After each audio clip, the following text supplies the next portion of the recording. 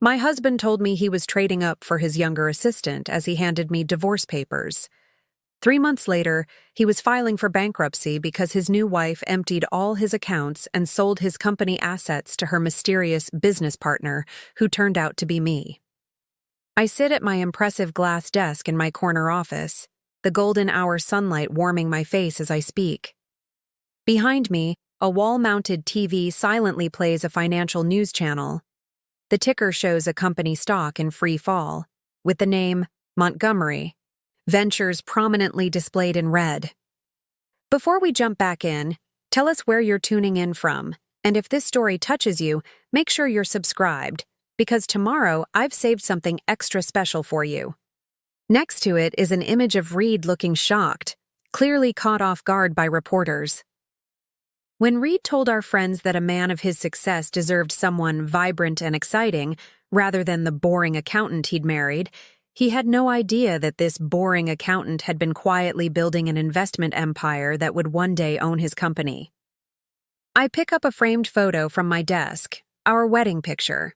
I gaze at it momentarily, my expression unreadable, before setting it face down.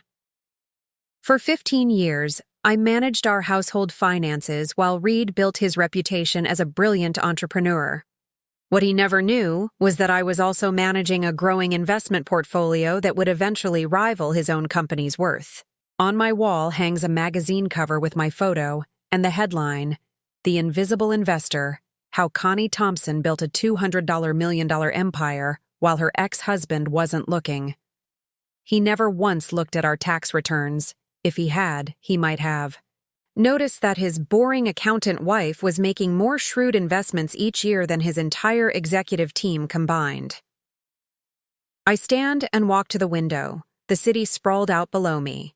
But the greatest irony? When he left me for his 28-year-old assistant Samantha, he had no idea that she and I had met months before at an investment conference, where I recognized her unique talents that Reed had completely overlooked. I turn back, my expression conveying quiet strength and determination. This isn't a story about revenge. It's about consequences. It's about what happens when you underestimate someone because of your own prejudices and assumptions. Reed thought he was trading up. Instead, he traded away everything he'd built. Let me take you back to where it all began. To the dinner party where my husband of 15 years decided to tell our closest friends that he needed someone younger and more exciting in his life. That night changed everything, though not in the way Reed expected. The elegant dinner party, the soft jazz playing in the background. I arrange flowers on the dining table while checking my watch. The doorbell rings and I take a deep breath, smoothing my dress before moving to answer it. "Linda? Javier." "So good to see you," I greet them warmly, though there's a tension in my smile. As they step inside our luxurious home, Linda embraces me with extra warmth, whispering, "How are you holding up? We heard rumors." My smile falters for just a moment before I compose myself. "Let's just say tonight will be illuminating," I respond quietly. The doorbell rings again, and more guests arrive. Reed enters from another room, immediately commanding, "Attention!" He moves through our guests with practiced charm, accepting congratulations for his company's recent success, shaking hands, and laughing confidently. He barely acknowledges me as I efficiently manage the catering staff and ensure everyone has drinks. When our paths cross, there's a coldness in his brief glance that contrasts sharply with his warm demeanor toward the guests. I move through my own home like a ghost, performing my duties as hostess with mechanical precision, while conversations swirl around me. Reed's acquisition of SolarTech was brilliant timing. The stock jumped 20 points in a single day. He's becoming a legend in the industry. As dinner is about to be served, I catch sight of Reed checking his phone, a secretive smile playing on his lips. I pause momentarily, my expression flickering with recognition. I know exactly who's messaging him. The dining room gleams under the soft light of the crystal chandelier I selected years ago. Reed stands at the head of the table, champagne flute raised as conversation hushes. Behind him, the city skyline creates a backdrop of twinkling lights, a visual reminder of his success that he intentionally designed into our home renovation 3 years earlier. Friends, colleagues, thank you for joining us tonight. Reed begins, his voice carrying the practiced confidence of someone accustomed to boardroom presentations. As many of you know, Montgomery Ventures has had an exceptional quarter. The solar tech acquisition has exceeded projections by 30%. Approving murmurs ripple through the gathering. I take my seat at the opposite end of the table, noticing how Reed doesn't even glance in my direction during his moment of triumph. A toast, suggests Paulo Winters, Reed's CFO, raising his glass. To Reed's vision. The market doubted the solar tech move, but you saw what others missed. Reed nods, accepting the praise with practiced humility. Sometimes the most valuable assets are the ones others undervalue. As glasses clink, I catch Linda's concerned glance from across the table. We've been friends since college, long before I met Reed. Linda knows something is wrong, has known for months from the subtle shifts in my behavior. And how about you, Connie? Asks Abigail Moore, an investment banker whose husband recently left her for his yoga instructor. Reed tells us you've been busy with the Thompson Foundation Gala. It must be so rewarding doing charity work while Reed handles the stressful world of finance. The slight pause isn't lost on me. I recognize the familiar tone, the one reserved for corporate wives, whose identities are defined entirely by their husbands' achievements. The foundation work is important to me, I reply simply, my voice measured. Ensuring educational opportunities for underprivileged women in finance has always been my passion. Reed chuckles, the sound carrying an edge that makes several guests shift uncomfortably. My wife is being modest. She's the queen of spreadsheets and budgets at home, always tracking every penny, a regular accountant. I am an accountant, Reed, I correct quietly. Or I was, before we married. Of course, Reed waves dismissively.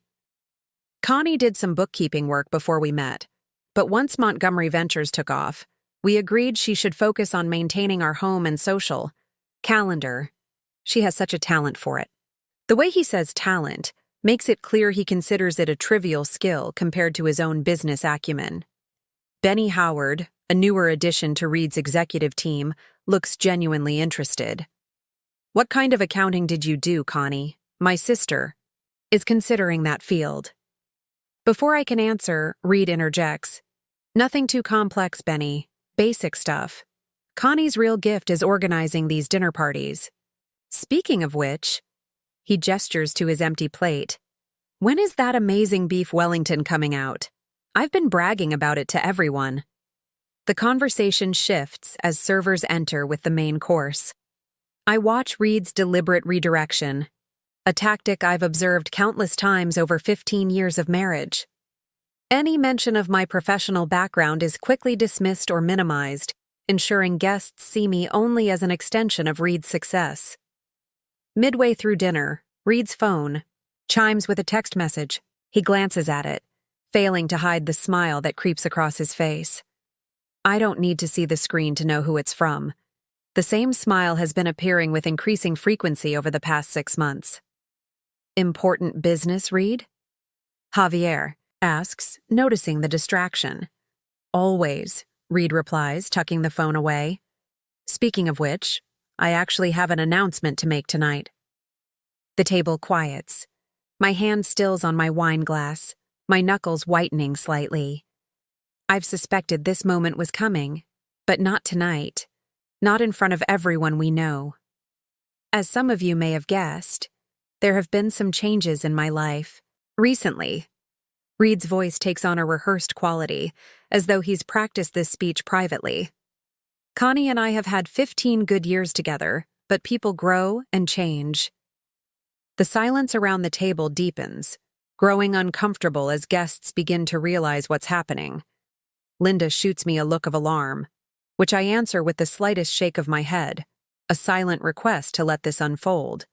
The truth is, Reed continues, not looking at me. A man in my position, at the height of his career, needs a partner who can keep pace with his lifestyle. Someone vibrant, exciting, who understands the dynamic world we operate in. Preparing and narrating this story took us a lot of time, so if you are enjoying it, subscribe to our channel. It means a lot to us. Now back to the story.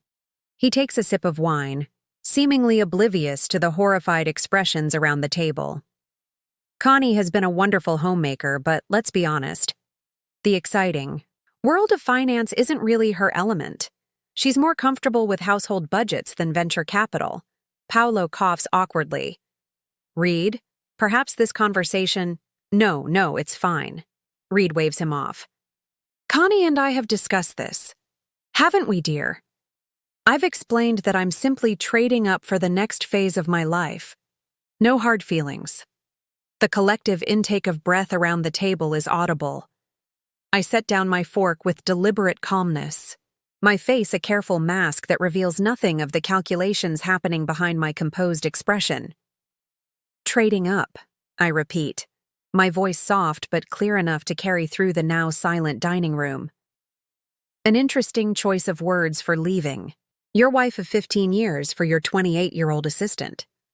Reed's smile falters slightly, clearly not expecting me to acknowledge the situation so directly. He recovers quickly, forcing a laugh. Always so literal, Connie. This is why you never quite fit into my business world. No imagination for the bigger picture. The awkward silence following Reed's callous remarks stretches for several long seconds. Our elegant dining room, once a showcase of our perfect life, has transformed into an uncomfortable theater for the unraveling of our marriage. I think I should check on dessert, I say finally, rising with the practiced grace I've perfected over years of hosting Reed's business dinners. As I disappear into the kitchen, conversations resume in uncomfortable, hushed tones. In the kitchen's relative privacy, I lean against the marble countertop, allowing myself a moment of genuine emotion, a brief flash of anger quickly replaced by calm determination. The catering staff busies themselves with dessert preparations, pretending not to notice my moment of vulnerability. Maria, the head of the catering team who has worked for us for years, approaches quietly. Mrs. Thompson, are you all right? I'm fine, Maria, I reply, straightening my posture. And please, call me Connie. I suspect I won't be Mrs. Thompson much longer. Maria glances toward the dining room. He's a fool, she whispers, her loyalty clearly with me. Perhaps, I agree with a slight smile. But fools can be surprisingly useful sometimes. When I return to the dining room carrying a tray of elegantly plated desserts, the conversation halts again. I move around the table, serving each guest personally, a departure from the usual service protocol that doesn't go unnoticed. As I was saying, Reed continues, once I've retaken my seat, seemingly eager to reclaim control of the narrative. Montgomery Ventures is entering an exciting expansion phase. We're preparing to take the company public next quarter. The IPO paperwork was filed last week, Paolo confirms, clearly relieved by the change of subject. Initial valuations are looking extremely promising. Which is precisely why timing is everything, Reed adds, glancing at his watch. In business, as in life, knowing when to make strategic changes is crucial. Benny, who joined Reed's executive team only 6 months earlier, looks confused. I'm sorry, but I'm not following. What changes are we discussing? Reed's smile doesn't reach his eyes. Samantha Carter will be joining Montgomery Ventures as our new director of special projects. Some of you may have met her at the industry conference last month. The mention of Samantha's name sends another wave of discomfort around the table. Javier and Linda exchange knowing glances, while Abigail's expression hardens into barely concealed disgust. Samantha has exceptional talents, Reed continues, oblivious to or simply ignoring the reactions. At 28, she brings fresh perspective and energy that will be invaluable as we enter this new chapter. Isn't Samantha your executive assistant? Abigail asks pointedly, her loyalty to me evident in her tone. Was, Reed corrects. Her new position reflects her true potential. Potential I was uniquely positioned to recognize. I take a small bite of my dessert, savoring the rich chocolate as I watch Reed's performance. Samantha certainly has talents worth recognizing. I agree, my tone neutral. When did you say she graduated from Wharton's MBA program? Reed's expression flickers with momentary confusion. I don't believe I mentioned her education. My mistake, I reply smoothly. I must have heard it elsewhere. The subtle exchange isn't lost on Linda, whose eyes narrow slightly as she studies me with new interest. As dessert concludes, Reed stands again, commanding attention. I have one more announcement that affects Connie and me personally. He reaches into his jacket pocket and removes an envelope, placing it on the table. I had hoped to discuss this privately, but since the subject has already been broached, these are divorce papers, Connie. My attorney prepared them. Everything is quite fair. The collective shock in the room is palpable. Dinner parties in our social circle occasionally feature business discussions or even heated debates about market trends, but never the public dissolution of a marriage. Reed, Paolo warns quietly, this isn't the appropriate venue. It's perfectly appropriate, Reed interrupts. Our friends should know that this transition will be smooth and amicable. Connie will be well provided for, of course. The prenup ensures she'll receive the penthouse and a generous monthly allowance. I look at the envelope without reaching for it. How thoughtful of you to remember the prenup, Reed. I recall you were quite insistent on it before our wedding. Standard. Business practice, Reed replies dismissively. Protecting assets is just common sense. Indeed it is. I agree, finally taking the envelope and slipping it into my purse without opening it. I've always admired your business instincts. The weird mix of dinner party pleasantries and marital dissolution creates an atmosphere so tense that several guests begin making excuses to leave. As the gathering breaks up far earlier than planned, I stand by the door, thanking each guest with the same composure I've shown throughout the evening. Linda lingers, clearly concerned. Call me tomorrow, she whispers as she hugs me. You shouldn't be alone after this. I'll be fine, I assure her, though I nod agreement. Some endings are also beginnings. When the last guest has departed, I return to the dining room where Reed remains seated, nursing a scotch and scrolling through his phone. Without looking up, he says, You handled that well. I appreciated your discretion. 15 years of practice, I reply, beginning to clear the table despite the catering staff's offers to handle it. The familiar action is somehow grounding amid the surreal situation. The papers are straightforward, Reed continues. Your attorney can review them, but there's nothing surprising. You keep the penthouse, your personal accounts, and receive monthly support that should more than cover your needs. I keep the company, investments and properties in Aspen and Miami. I stack plates with deliberate care. When will Samantha be moving into the Miami house? Reed's expression hardens. My personal life is no longer your concern, Connie. Of course, I acknowledge. Just as my financial future is no longer yours. Don't be dramatic, Reed scoffs. You're getting far more than most women in your position would. The prenup could have left you with much less. The prenup that specifically excluded assets acquired before our marriage and maintained separately throughout, I clarify. Exactly. Reed drains his scotch. Your household allowance account and personal spending accounts are untouched. I'm not a monster, Connie. No, I agree quietly. Just a man who believes he's trading up. The following morning, I wake at my usual time of 5:30 a.m. Reed has spent the night in the guest room, a not uncommon occurrence in recent months. I go through my familiar routine, brewing coffee and settling at the small desk in the corner of our bedroom. This space, dismissed by Reed as my hobby corner, contains a sleek laptop and a single nondescript file cabinet that Reed has never once opened. I hear Reed moving around in the guest bathroom, preparing for his day. In 30 minutes, he will leave for his 7 a.m. workout with his personal trainer, followed by breakfast at the downtown club where he networks with other executives. His predictable schedule has become increasingly convenient over the past year. I open my laptop and enter a complex password, then connect to a secure VPN. The screen that appears looks nothing like the simple household budget spreadsheets Reed assumes I manage. Instead, a sophisticated investment dashboard displays multiple portfolio performances, all showing healthy gains against market benchmarks. A notification indicates a secure message waiting from Linda Hayes, not just my longtime friend, but also my silent business partner and the managing director of Hayes Financial Group, a boutique investment firm specializing in acquiring undervalued companies. Meeting confirmed with SC at 9 a.m.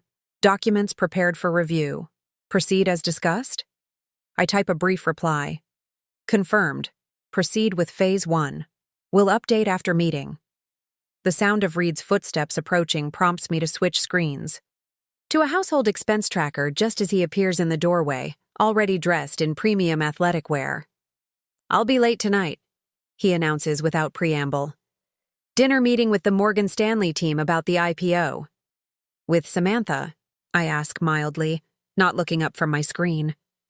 Reed's jaw tightens. As our director of special projects, yes, she'll be there. Of course, I nod. Will you be coming home afterward, or should I have Rodriguez bring your additional suits to the office? Rodriguez is our longtime personal assistant who manages household matters, and who has been increasingly managing Reed's personal affairs as his relationship with Samantha developed. Have him bring 2 suits and the blue tie, the Hermes one, Reed instructs. I'll be staying at the corporate apartment for a few days. It's closer to the office during this critical period. The corporate apartment was purchased 6 months ago, ostensibly for visiting executives.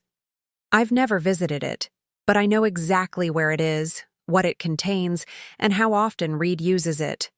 I'll let him know, I reply, making a note on my screen. And the divorce papers?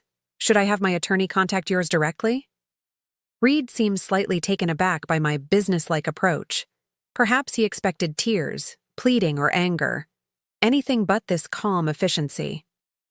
Yes, that would be best, he recovers quickly. The sooner we finalize things, the better for everyone involved. I agree completely, I say, finally looking up at him with a neutral expression. A clean break is always preferable. Something in my tone makes Reed pause, studying my face for a moment as if searching for the emotional response he anticipated.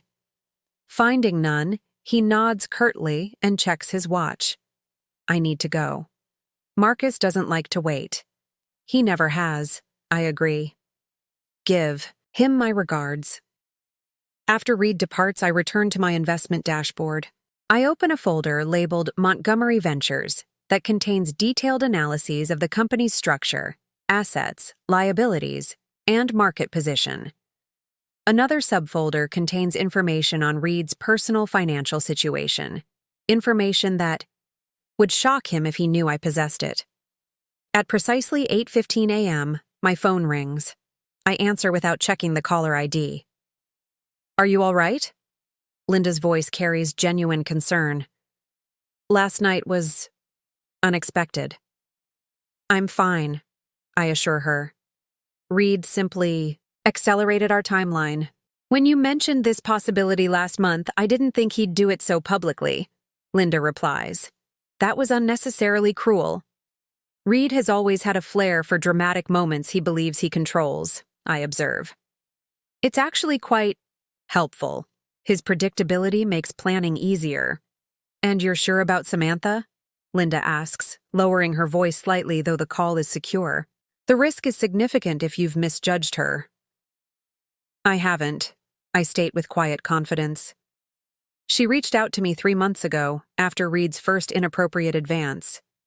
She was quite thorough in documenting everything. Smart woman, Linda remarks. And Reed has no idea you two have met? None whatsoever, I confirm. Men like Reed see what they expect to see. A naive young assistant flattered by his attention, a boring wife content with managing his household. The possibility that either woman might have aspirations or capabilities beyond his narrow definitions never occurs to him. The conversation pauses as I receive an email notification. The transfer came through, I inform Linda. Samantha's initial investment has been processed, $10 million placed in the acquisition fund, as agreed. That's substantial, Linda notes, sounding impressed. Where did she get that kind of capital? I thought she was just an executive assistant. Samantha Carter is her professional name, I explain. She's actually Samantha Cunningham of the Boston Cunninghams. Her family has been in private banking for generations. She took the assistant position to learn the industry from the inside without relying on family connections. And Reed never ran a background check? Linda sounds incredulous. He had HR run a standard employment verification, I reply with a hint of amusement. But she used her professional credentials, and Reed never questioned further. He saw what he wanted to see, an attractive young woman he could impress and control. His mistake, Linda concludes. Are you heading to the office now? After my meeting with Samantha, I confirm. We need to finalize the details before I speak with the Montgomery Ventures board members this afternoon. They still don't know you're the majority investor behind Hayes Financial Group, do they? Linda asks. Only Marshall and Vicky know my true role, I say, referring to two long-standing board members who have privately expressed concerns about Reed's leadership over the past year. The others will learn today once I've secured their support for the emergency board meeting. I end the call and open my closet, bypassing the conservative dresses and casual attire Reed considers appropriate for his corporate wife.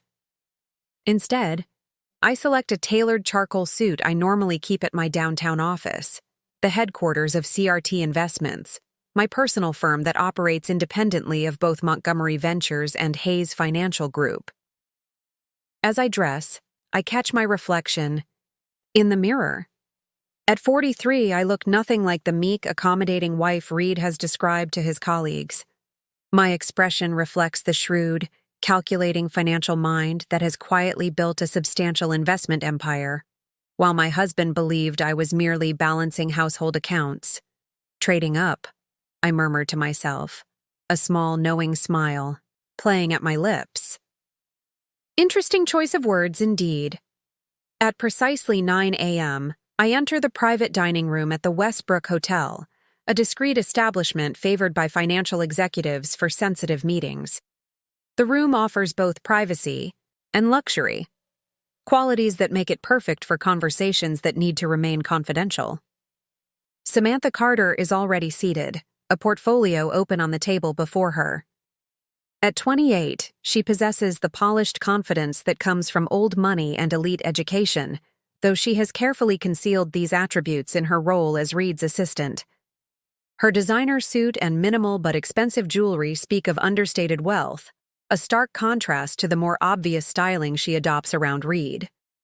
Good morning, Connie, Samantha greets me, standing to offer a brief, professional embrace. I heard about last night's dinner party. Reed's timing was unexpected. But not entirely unwelcome, I reply, taking the seat across from her. It simplifies certain aspects of our timeline. A server appears, and we both order coffee. Once we're alone again, Samantha slides a folder across the table. The complete documentation of Reed's financial manipulations over the past 18 months, she explains.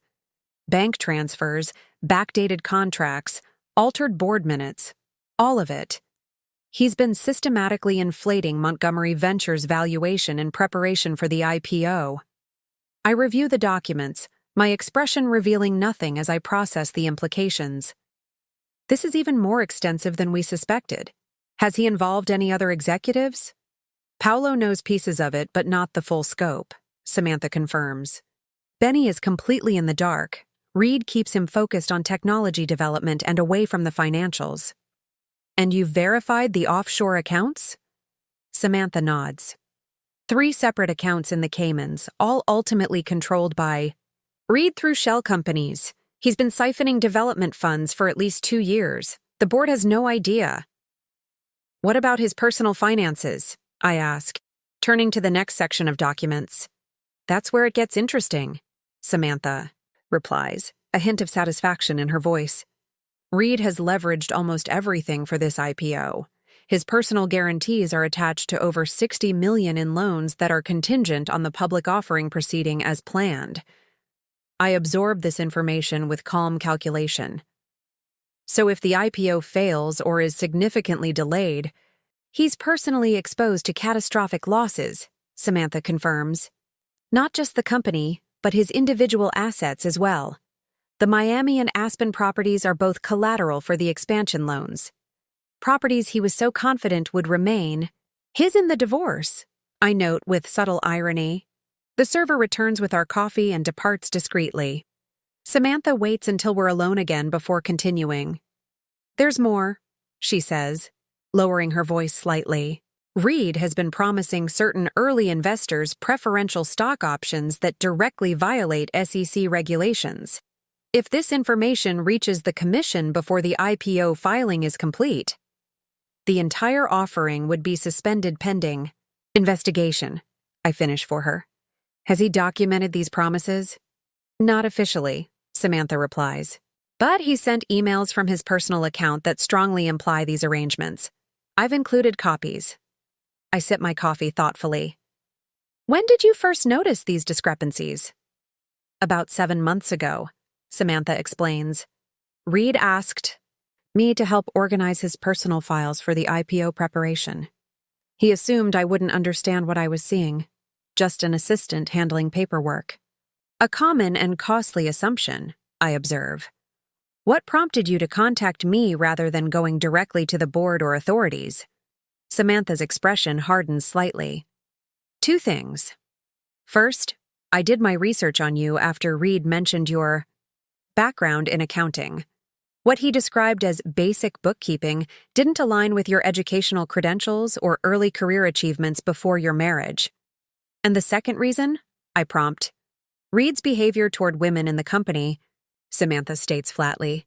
Not just his advances toward me, which began almost immediately after I started, but his systematic devaluation of female executives and their contributions. The way he spoke about you? She pauses, seemingly unsure if she should continue. Please, I encourage. I have no illusions about my husband's opinions. He would use you as an example, Samantha explains, her distaste evident. Whenever a female employee showed ambition or requested advancement, he would reference his brilliant wife who wisely chose to focus on her natural talents rather than competing in a man's world. The message was clear: know your place. My expression remains neutral, though a fleeting hardness appears in my eyes. Reed has always been consistent in his views, if nothing else. After I discovered the financial irregularities, I considered reporting them directly, Samantha continues. But the more I learned about the company's structure and your unusual position as both Reed's wife and the silent advisor to several board members, the more I realized there might be a more comprehensive solution. And that's when you arranged our accidental meeting at the Women in Finance conference, I conclude. Yes, Samantha acknowledges, though I didn't anticipate Reed would accelerate matters by pursuing a divorce so quickly after promoting me. Men, like Reed, believe they control every situation, I note. They rarely consider that others might be several steps ahead of them. She closes the folder and returns it to me. You've taken significant personal and professional risks gathering this information. Your original proposal of a 20% stake in the post-acquisition reorganization seems more than fair. Thank you, Samantha replies. And the timeline? Given last night's developments, we move immediately, I decide. I'll meet with Marshall and Vicky this afternoon to trigger the emergency board review. With the evidence you've provided, we can suspend Reed's authority pending investigation before he realizes what's happening. And my role? Samantha asks. Continue. Exactly as planned, I instruct. Reed must believe you remain his ally. perhaps even more so now that he's publicly committed to your relationship. Your access to his communications over the next 72 hours will be crucial. Samantha nods her understanding. And afterward? Once this is done? That depends, I say, studying the younger woman with new assessment. Your skills are impressive. Your ethics somewhat flexible but guided by clear principles. CRT Investments could benefit from someone with your particular talents. I'd like that, Samantha replies with genuine interest. Working for someone who actually recognizes what I'm capable of would be a refreshing change. As we conclude our meeting, I receive a text from Linda. Board members Marshall and Vicky confirmed for 2 p.m., legal team standing by. It appears, we're on schedule, I inform Samantha as we prepare to leave separately. By this time tomorrow, Reed will understand exactly what trading up truly means. My next stop is the discreet offices of Hayes Financial Group, located on the 38th floor of the Blackwood Tower, a building that, ironically, stands directly across from Montgomery Ventures headquarters. From Linda's corner office, one can actually see into Reed's executive suite, a fact that has occasionally proven useful during our years of parallel operations. Linda Hayes greets me with the easy familiarity of our 25-year friendship. We met as undergraduates at Princeton, both studying economics against our family's expectations. While Linda pursued a visible career in finance, founding Hayes Financial Group 15 years ago, I chose a different path, one that became increasingly invisible after my marriage to Reed. The legal team is preparing the necessary filings, Linda reports, guiding me to the conference room where several associates are already working. Assuming the board meeting goes as expected, we can move on Montgomery Ventures by close of business tomorrow. And the SEC? I inquire. Our contact is standing by, Linda confirms. The moment we have formal board approval for the review, the information about Reed's irregular activities goes to the enforcement division. Their preliminary assessment suggests they'll suspend trading pending investigation. I nod, satisfied with the preparations. What about Reed's personal guarantees to Landmark Capital? Have they been notified of potential issues? Not yet, Linda replies. That's the leverage point we've been saving. Once Landmark understands the extent of Reed's misrepresentations, they'll call in their securitized loans immediately. The conference room door opens, and Abigail Moore enters. As the investment banker from the previous night's dinner party, her presence might seem surprising, but I greet her with a knowing smile. Perfect timing, Abigail. How did Reed react to your call this morning? Exactly as predicted, Abigail reports, setting her briefcase on the table. When I mentioned that Landmark Capital was my client and expressed concerns about rumors surrounding Montgomery Ventures' financials, he immediately scheduled a lunch meeting for today.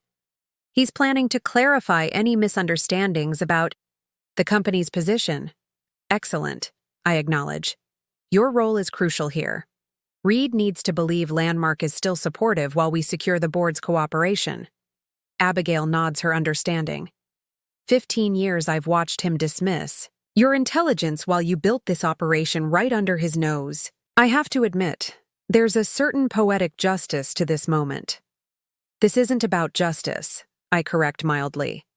It's about consequences and opportunity. Reed created this vulnerability through his own actions. We're simply positioned to capitalize on it. Linda and Abigail exchange glances, both recognizing that despite my measured tone, there is indeed an element of long-awaited reckoning in my meticulously planned strategy. The meeting with Marshall and Vicky is confirmed for 2 o'clock at Marshall's Club, Linda reminds me. As the longest-serving board members, their support essentially guarantees the others will follow. I've worked with both of them for years, as an unofficial advisor, I note. But today will be the first time they learn I'm actually the controlling interest behind CRT Investments. Reed has never suspected that connection. How could he? Abigail asks. He's been so convinced of your limited capabilities that he never even investigated your pre-marriage financial holdings or what you might have built independently. A comprehensive blind spot, Linda agrees. one that's about to prove extraordinarily costly. As we review the final preparations, a secure message arrives from Samantha. Reed called emergency executive meeting for 3 p.m., suggests concerns about board loyalty, moving up timeline for offshore transfers. I forward the message to my legal team with instructions. File preliminary injunction immediately. Freeze all identified accounts pending board review. He's getting nervous, Linda observes. Abigail's conversation must have rattled him more than she realized. Good, I reply calmly. Anxious people make mistakes. We need Reed focused on external threats, not internal ones. At 1:30 p.m., I leave Hayes Financial for my meeting with the board members. As my driver navigates downtown traffic, I receive confirmation that the injunction has been filed and expedited by Judge Harmon, another Princeton connection whose career I've quietly supported over the years through strategic political donations. The Madison Club occupies a historic building that originally housed a private bank in the 1920s. Its membership remains exclusive, limited primarily to established business leaders rather than the nouveau riche entrepreneurs Reed has always aspired to join. His applications have been rejected twice, a fact that bothers him far more than he would admit. Marshall Norton and Vicky Wells, wait in a private room, both displaying the understated elegance of people comfortable with their wealth and position. At 72, Marshall has served on more boards than anyone else in the city and is renowned for his ethical standards. Vicky, in her early 60s, has broken numerous glass ceilings throughout her career and now serves as a mentor to selected promising women in finance, though few know that I've been among her protégés. Connie, Marshall greets me warmly, rising from his seat. Considering the circumstances, you look remarkably composed. Indeed, Vicky agrees, studying me with shrewd assessment. Linda mentioned there were significant developments requiring immediate attention. Thank you both for meeting on such short notice, I begin once we're seated. Before we discuss Montgomery Ventures, there's something you should know about me. Something Reed doesn't know, but that directly impacts the situation. I remove a document portfolio from my briefcase and place it on the table between them. For the past 15 years, I've operated as a private investor through CRT Investments. The initials stand for Connie Reynolds Thompson, though the connection to me personally has been carefully obscured through various legal structures. Marshall's eyebrows rise slightly. CRT Investments? The same CRT that holds approximately 18% of Montgomery Ventures through subsidiary holdings? The very same, I confirm. Vicky leans forward, reassessing me with new interest. I've reviewed proposals from CRT numerous times. The analysis was always exceptional, far superior to most firms we deal with. Thank you, I acknowledge. I've always prided myself on thorough research. Does Reed have any idea? Marshall asks, the implications clearly dawning on him. None. Whatsoever, I reply. He believes I manage household accounts and charity functions. The possibility that I might be independently building an investment portfolio never occurred to him. All these years, Vicky marvels, sitting through board meetings where he occasionally mentioned his wife's limited financial understanding, while you were actually one of our largest stakeholders. It wasn't planned initially, I explain. When we married, I maintained my separate pre-marriage investments as the prenuptial agreement allowed. As Reed became increasingly dismissive of my capabilities, I found it simpler to operate without his knowledge or interference. And now? Marshall prompts, gesturing to the portfolio I've presented. Now, Reed has created a significant liability. For Montgomery Ventures, I state, my tone shifting to one of professional concern. The documents in this portfolio detail systematic financial misrepresentations made in preparation for the IPO, misrepresentations that expose the company and its board to potential SEC violations. Marshall Norton and Vicky Wells spend the next 15 minutes reviewing the documents I've provided. Their expressions grow increasingly grave as they process the evidence of Reed's financial manipulations. This is extensive, Marshall finally says, removing his reading glasses and pinching the bridge of his nose.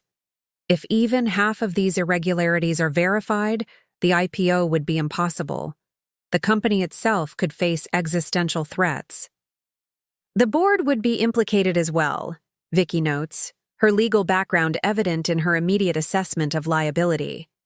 We have fiduciary responsibilities that would be difficult to defend if these practices came to light during an SEC investigation. Which is precisely why I've brought this to you first, I explain. As the longest-serving board members, you have both the influence and the clear record of corporate governance to lead an internal investigation before external authorities become involved. How did you obtain this information? Marshall asks, his tone suggesting professional curiosity rather than accusation. Multiple sources over time, I reply carefully. Some through my position as a significant stakeholder, others through individuals within the company who became concerned about Reed's activities. Samantha Carter, Vicky surmises immediately, Reed's new director of special projects. I wondered about that promotion. It seemed unusually rapid. I neither confirm nor deny the assertion, but my slight smile tells Vicky all she needs to. No, what exactly are you proposing? Marshall asks, ever the pragmatist. An emergency board meeting, I state. Today, if possible, tomorrow morning at the latest. You would present evidence of potential financial improprieties and call for a temporary suspension of Reed's authority pending a full internal investigation. The other board members would need to be convinced quickly, Marshall observes. Reed has cultivated strong relationships with several of them, which is why I've prepared individual briefings for each member, I say, producing additional folders from my briefcase, tailored to their specific concerns and potential exposure. For instance, James Williamson's position as chair of the audit committee makes him particularly vulnerable to oversight failures. Vicky examines one of the briefings with professional appreciation. This is remarkably thorough. You've anticipated each member's likely objections and addressed them preemptively. I've had years to study the board dynamics, I note simply. Marshall and Vicky exchange glances, a silent communication born of their long professional relationship. After a moment, Marshall nods. I'll call the meeting for 9 a.m. tomorrow, he decides. That gives us time to speak with each member individually today. Vicky, can you handle Williamson and Rodriguez? Of course, she agrees. And I suggest we bring Hartman in early. As general counsel, he'll need additional time to process the legal implications. As we finalize the strategy for approaching the board, my phone vibrates with an incoming message from Samantha. Reed, canceled landmark meeting, called private banker instead, attempting to accelerate liquidity from personal accounts. I forward this update to Linda with instructions to monitor all identified accounts for unusual activity. There's another dimension to consider, I inform the board members. Reed's personal finances are deeply intertwined with the company's pending IPO. He's leveraged significant personal assets against loans that would become immediately due if the offering fails or is substantially delayed.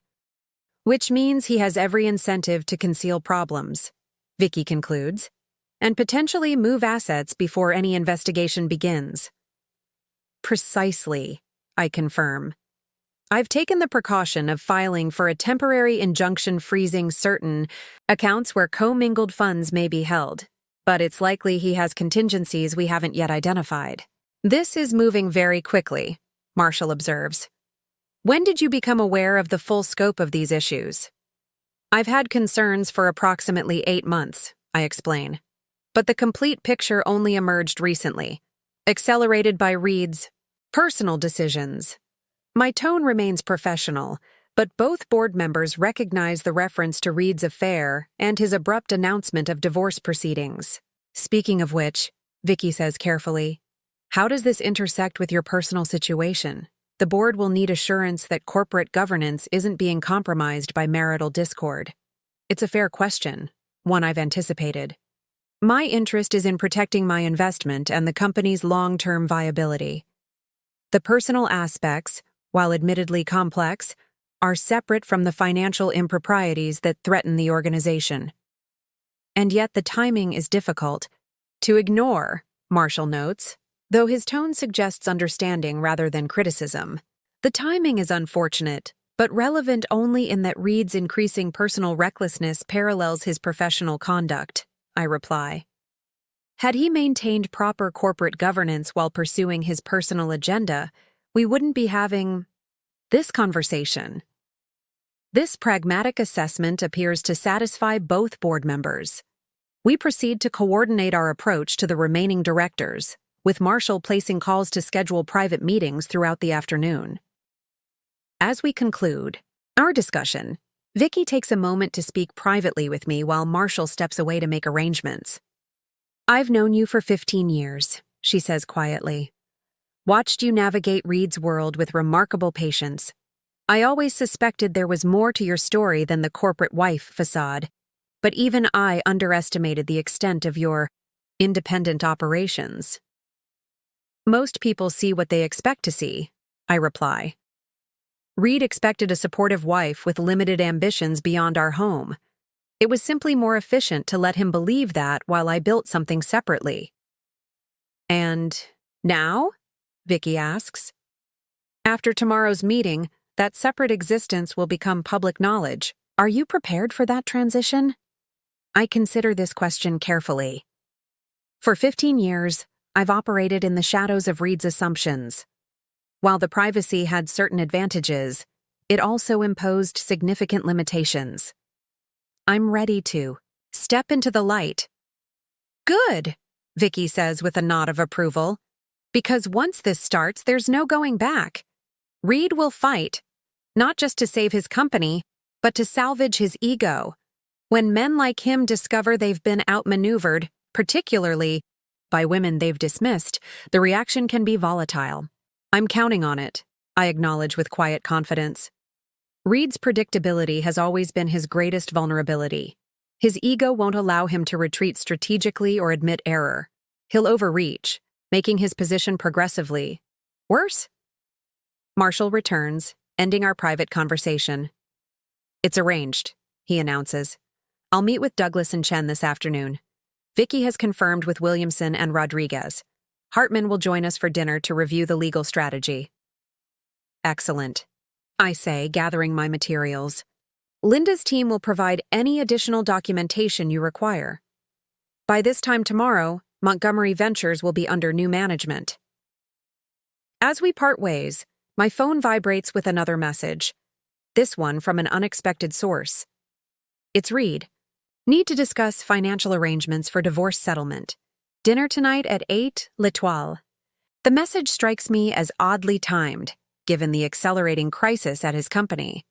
Has Reed somehow caught wind of the impending board action? Or is this simply an attempt to finalize our separation on his terms before the IPO proceedings intensify? Either way, the invitation presents both risk and opportunity. L'Etoile is Reed's favorite restaurant, the place where he proposed 15 years earlier. His choice of venue suggests either sentimentality or calculation. With Reed, the latter is far more likely. After a moment's consideration, I reply simply, I'll be there.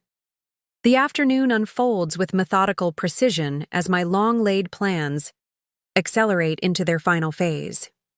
From my private office at CRT Investments, a space Reed has never seen, I monitor the cascade of events my morning meetings have set in motion.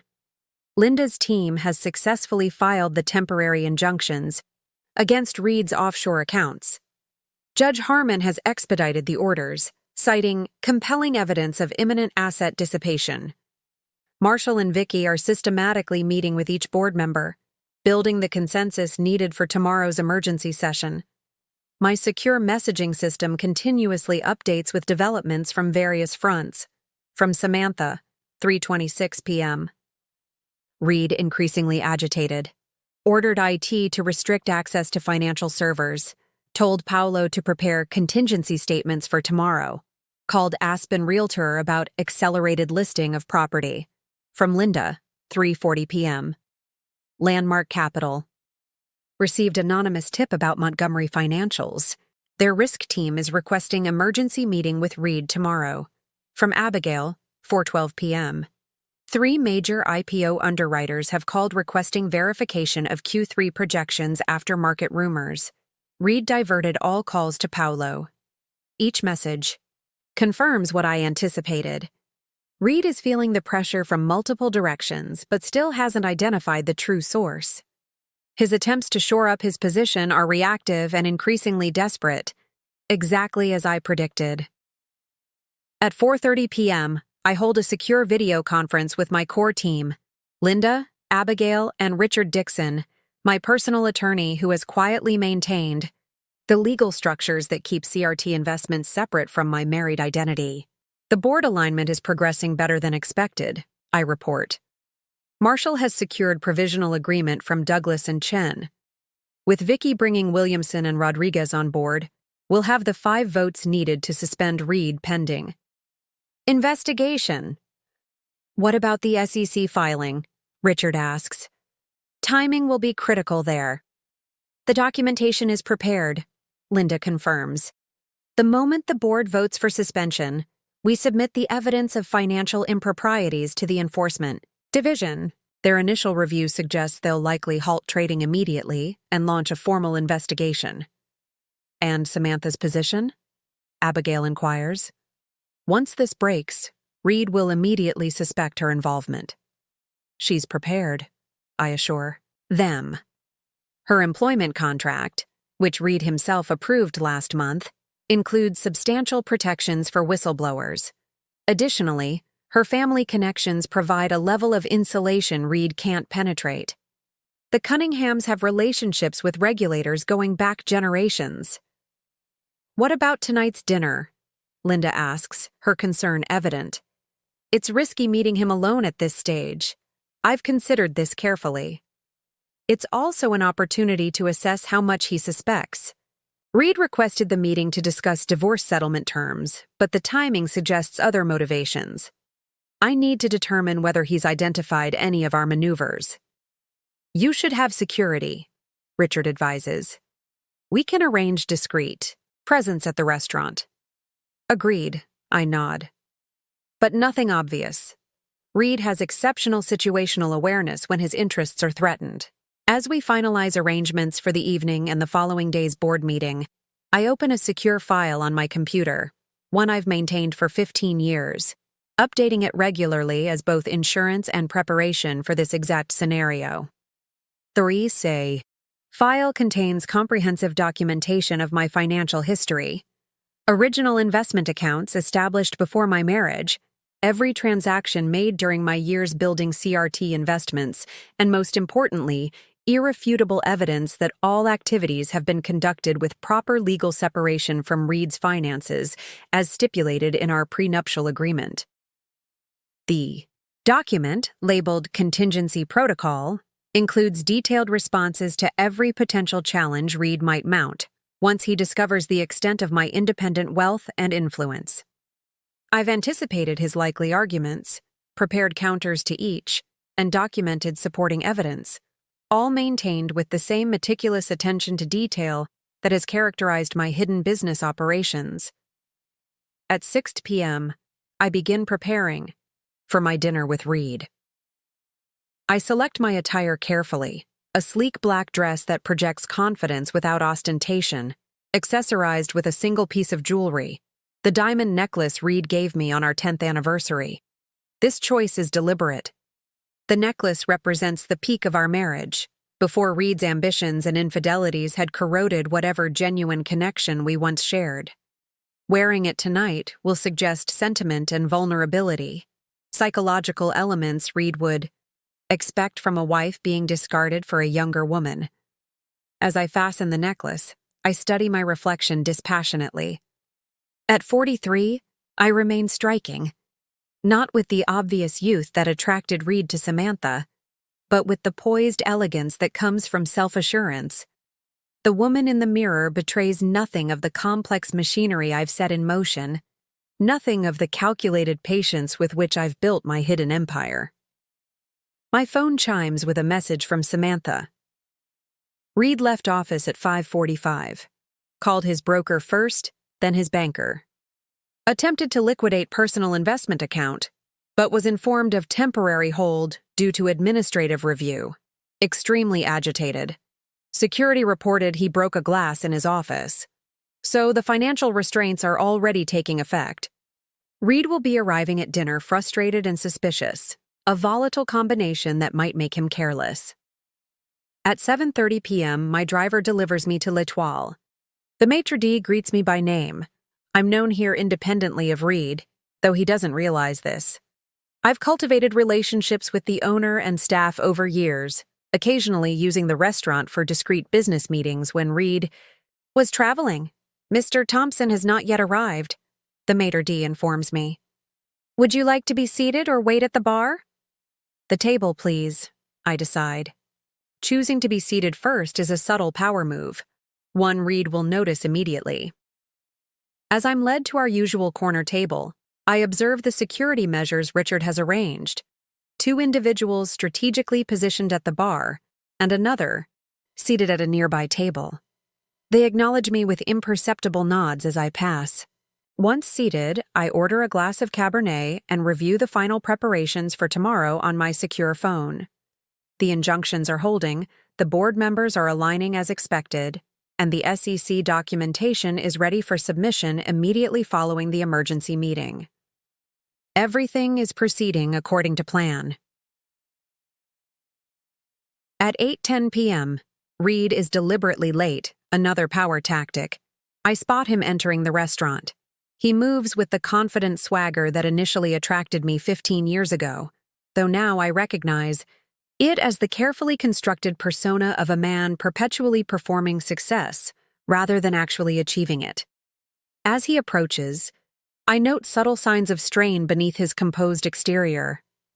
The slight tightness around his eyes, the overly rigid posture, the way his gaze darts briefly around the restaurant assessing who might be observing us. Reed is rattled, though trying, desperately not to show it. Connie, he greets me with practiced charm, leaning down to kiss my cheek perfunctorily. You look lovely. The necklace was a good choice. His comment confirms he has registered the implied sentimentality of my wearing his gift. You're late, I observe mildly as he takes his seat. Difficult day? Just the usual challenges of running. A company on the verge of an IPO, Reed replies with a dismissive wave. Nothing for you to worry about.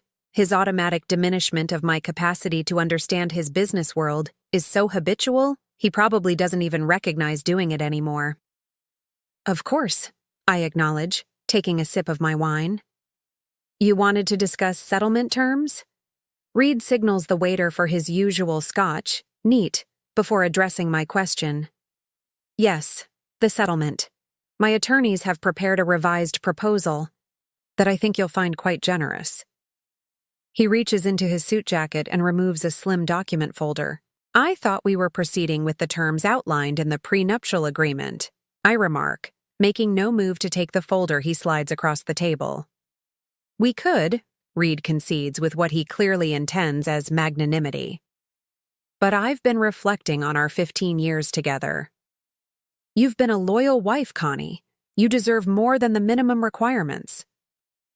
I study him carefully, noting the uncharacteristic generosity.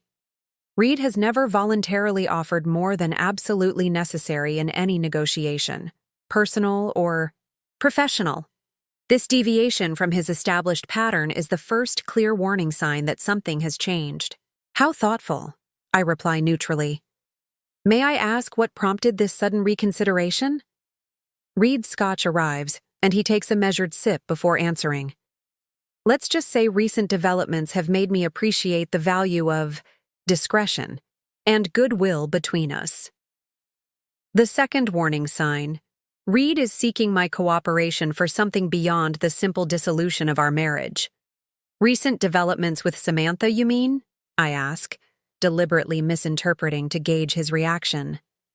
A flash of irritation crosses his features before he controls it. No.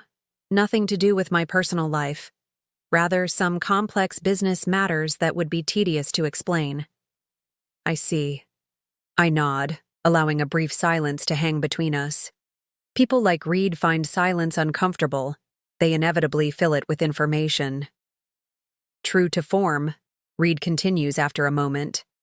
The IPO preparations have encountered some regulatory complexities.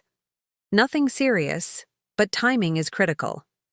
A messy divorce could create unnecessary complications with investors. And how would these regulatory complexities affect the settlement you're proposing? I inquire, my tone suggesting mild curiosity rather than the intense interest I actually feel. Reed leans forward slightly, lowering his voice. The new terms triple your monthly allowance and add the Miami property to your settlement. In exchange, you agree to an expedited private divorce process with a comprehensive non-disclosure agreement covering all aspects of our marriage and my business affairs. The third and most significant warning sign: Reed is attempting to buy my silence, which means he believes I possess information that could damage him. The question is whether he has identified my actual role or is simply being cautious. That's certainly generous, I acknowledge, though I'm curious about the timing. Yesterday at dinner, you seemed quite committed to the original prenuptial terms. Business circumstances change rapidly, Reed replies smoothly. Part of being a successful executive is adapting quickly to new realities. And what new realities have emerged in the past 24 hours? I press gently. Reed's eyes narrow slightly. This direct question isn't what he expected from the compliant wife he thought he knew. Nothing specific, he claims, though his slightly tightened grip on his scotch glass suggests otherwise. Simply a desire to conclude personal matters efficiently during a critical business period. The waiter approaches to take our dinner orders. Reed orders without consulting the menu, the same filet mignon he always chooses. I select the sea bass, though food is the furthest thing from my mind as I assess our interaction. Reed is clearly reacting to something, but his behavior suggests he hasn't yet identified me as the source of his troubles. If he suspected my involvement in the financial inquiries beginning to surround his company, he would be displaying different signals. More direct accusation, less attempted bribery. As the waiter departs, Reed shifts the conversation. I had an interesting call from Landmark Capital today. Apparently, they've received some anonymous concerns about Montgomery Ventures' financial statements. He watches me closely as he shares this information, searching for any reaction that might confirm suspicion. I maintain my neutral expression. That sounds concerning. Were they specific about these alleged issues? Vague insinuations, Reed dismisses with practiced casualness. The kind of baseless rumors that always circulate before a major IPO. Competitors trying to undermine market confidence. And Landmark was satisfied with that explanation? I ask, knowing full well they weren't. They've requested a formal review of our Q3 projections, Reed admits reluctantly. Standard due diligence, nothing more. Paolo is preparing the materials now. The fact that Reed is sharing even this much information represents a significant departure from his usual compartmentalization of business matters. He's testing me, trying to determine if I already know about these developments or might have played some role in initiating them. I'm sure Paolo will handle it appropriately, I remark. He's always been thorough with financial documentation. Yes, very thorough, Reed agrees, a hint of something darker entering his tone. Though it's interesting how financial information sometimes finds its way to unexpected places. This oblique statement hangs between us, not quite an accusation, but definitely a probe. The financial world can be surprisingly interconnected, I observe, deliberately matching his ambiguity. Reed's phone vibrates on the table. He glances at it, his expression tightening momentarily before he silences it without responding. Problems? I inquire politely. Nothing that can't wait, Reed insists, though the tension in his jaw suggests otherwise. My own phone discreetly vibrates in my purse. I make no move to check it, maintaining my focus on Reed. Years of observation have taught me to read the subtle signs of his increasing agitation. the slight twitch at the corner of his left eye, the way he unconsciously adjusts his tie when feeling pressured, the increased frequency with which he glances around the restaurant. Something significant has just happened. Something communicated in that message he's ignored. Our appetizers arrive, providing a momentary distraction. Reed immediately launches into a practiced monologue about the restaurant's acclaimed chef and his personal friendship with the owner, familiar territory he retreats to when seeking to re-establish control of a conversation. I allow this diversion, using the opportunity to surreptitiously check my own message, while Reed is focused on instructing the waiter about the precise temperature of his steak. The message is from Samantha. Urgent. Reed received call from Chen. Board meeting leaked. He's instructed IT to lock down all servers and revoke access credentials for senior management security review. Called private security firm to secure headquarters tomorrow morning. So Reed has been warned about the emergency board meeting. This explains his sudden generosity and attempt to secure my cooperation through an enhanced settlement. He's preparing for a corporate battle and wants to eliminate any potential complications from his personal life. What he doesn't yet realize is that the battle has already been lost before it began. As Reed continues his performance of normalcy, I evaluate my options. The original timeline has been compromised, but this development could actually accelerate our plan if managed correctly. Reed's defensive maneuvers, restricting server access and bringing in private security, could themselves be presented to the board as evidence of his increasingly erratic leadership and attempts to obstruct proper corporate governance. "You're quiet tonight," Reed observes, interrupting my calculations. "Usually you'd be asking about the foundation gala or discussing household matters." His statement contains a subtle challenge. He has noticed my deviation from expected behavioral patterns. "I suppose a divorce changes conversational dynamics," I reply with deliberate mildness. "Although I am curious about something." "Oh?" Reed raises an eyebrow, wary but trying to appear relaxed. "How is the IPO preparation affecting your personal financial arrangements?" "The prenup specified separation of assets, but I imagine the company's offering requires significant personal guarantees from you as founder and CEO. The question is precisely calibrated to probe Reed's current vulnerability without revealing my knowledge of his precarious position."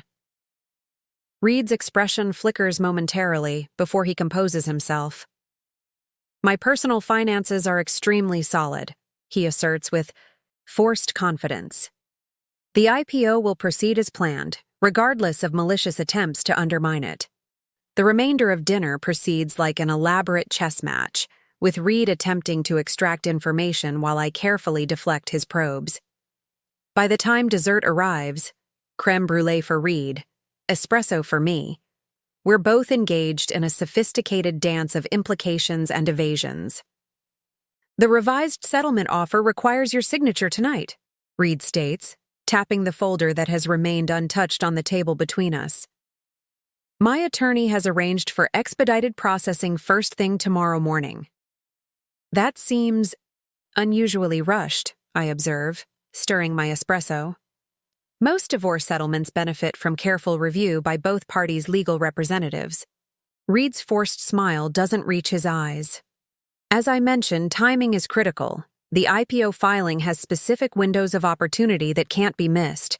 Clearing up personal matters quickly benefits us both." "Does it?" I ask, meeting his gaze. "Directly." "I'm curious, Reed. When did you first decide our marriage had reached its conclusion? Was it before or after you began your relationship with Samantha?" The question catches him off guard, not because of its content, but because of the calm, almost clinical way I pose it. The Connie he thought he knew would have avoided such direct confrontation. "That's not relevant to the settlement discussion," he replies stiffly. "Perhaps not legally," I acknowledge. "But 15 years together merits at least the honesty of a straight answer, doesn't it?" Reed sighs with practiced patience, as if explaining something to a child. "These things aren't as simple as before or after, Connie. Relationships evolve. People grow apart. Samantha and I connected professionally first, then personally. It was organic. I see, I nod. And when did you decide she would make a better director of special projects than the Harvard MBA you were considering for the position? Another flash of surprise crosses Reed's features. You know about Harrison? Michael Harrison. Yes, I recall you mentioning him several months ago. Impressive credentials, extensive experience with IPO preparations. Quite a contrast to promoting an executive assistant with no apparent background in finance. Reed's eyes narrow slightly. You've never shown this level of interest in my hiring decisions before. I've always been interested in your choices, Reed, I reply evenly. I simply express that interest differently. The waiter approaches with the check. Reed reaches for it automatically, continuing his assessment of my unexpected behavior. Something has changed in my demeanor, a subtle confidence that hadn't been present before, or perhaps had always been there but carefully concealed. As Reed signs the bill, his phone vibrates again, this time with a call rather than a message. He glances at the screen, hesitates, then excuses himself. I need to take this. Business emergency. Of course, I nod, using his absence to check my own messages. Samantha has sent another update. Reed instructed security to escort Vicki Wells from the building when she arrived asking for financial records. Marshall Norton has called emergency virtual board meeting for 8 a.m. instead of 9. Response to Reed's defensive actions. SEC contact alerted to potential document destruction based on IT director's whistleblower report. The situation is escalating faster than anticipated. Reed's attempts to barricade himself against the coming board action are backfiring spectacularly, creating additional evidence of obstruction that will strengthen our case. I spot Reed near the restaurant entrance, his back turned as he engages in what appears to be an intense conversation. His normally controlled posture has given way to agitated gestures, a man watching his carefully constructed world begin to unravel.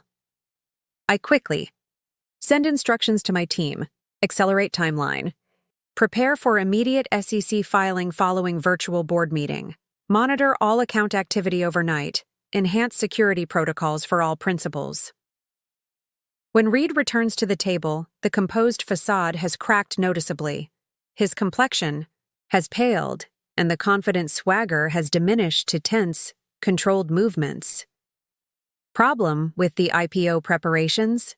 I inquire innocently. Nothing I can't handle, Reed insists, though the slight tremor in his right hand as he reaches for his water glass betrays his anxiety.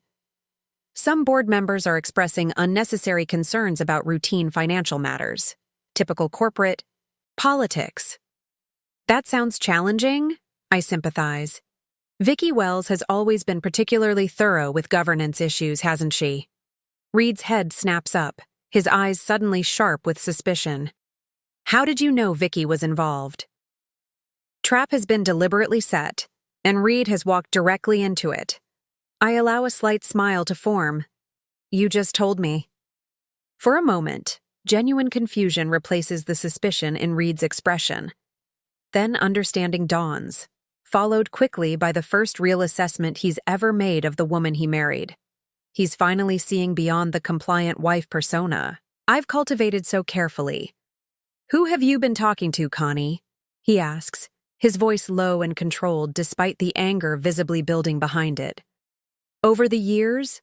Many people, I reply with deliberate ambiguity. It's amazing what one learns when others assume you understand nothing. Reed leans forward, dropping all pretense of casual conversation. Whatever you think you know about Montgomery Ventures financials is incomplete and out of context. If you've been sharing misinformation with board members, you could be legally liable for interference with corporate operations. That's an interesting perspective, I note calmly. Though I wonder if the SEC would share your interpretation of events. The color drains from Reed's face. You contacted the SEC? I haven't said that, I correct him. I'm simply pointing out that what you call routine financial matters might be viewed differently by regulatory authorities. Reed's expression hardens as he reassesses the situation.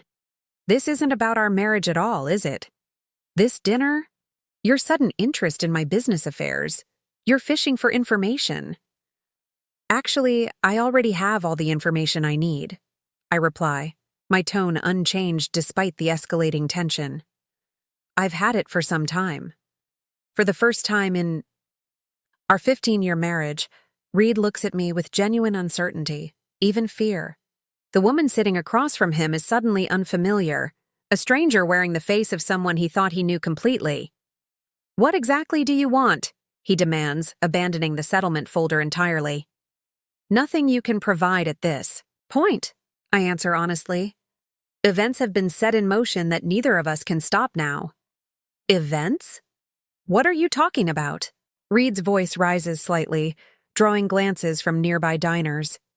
I check my watch, a deliberate gesture designed to communicate that our conversation is concluding on my timeline, not his. It's getting late, and tomorrow will be a significant day for both of us. I should be going. I reach for my purse, but Reed's hand shoots out, grabbing my wrist with enough pressure to convey his growing desperation. You're not leaving until you explain what you've done, he insists, his voice low but intense. I look pointedly at his hand until he releases me, clearly realizing the public setting makes such displays counterproductive. I haven't done anything. Reed? I've simply watched while you constructed the circumstances of your own downfall. Financial manipulation, document falsification, inappropriate relationships with subordinates, misrepresentations to the board. I stand, gathering my wrap and purse with unhurried movements. As for the settlement offer, I'll be declining. The prenuptial terms will be more than sufficient, given what remains of your assets after tomorrow.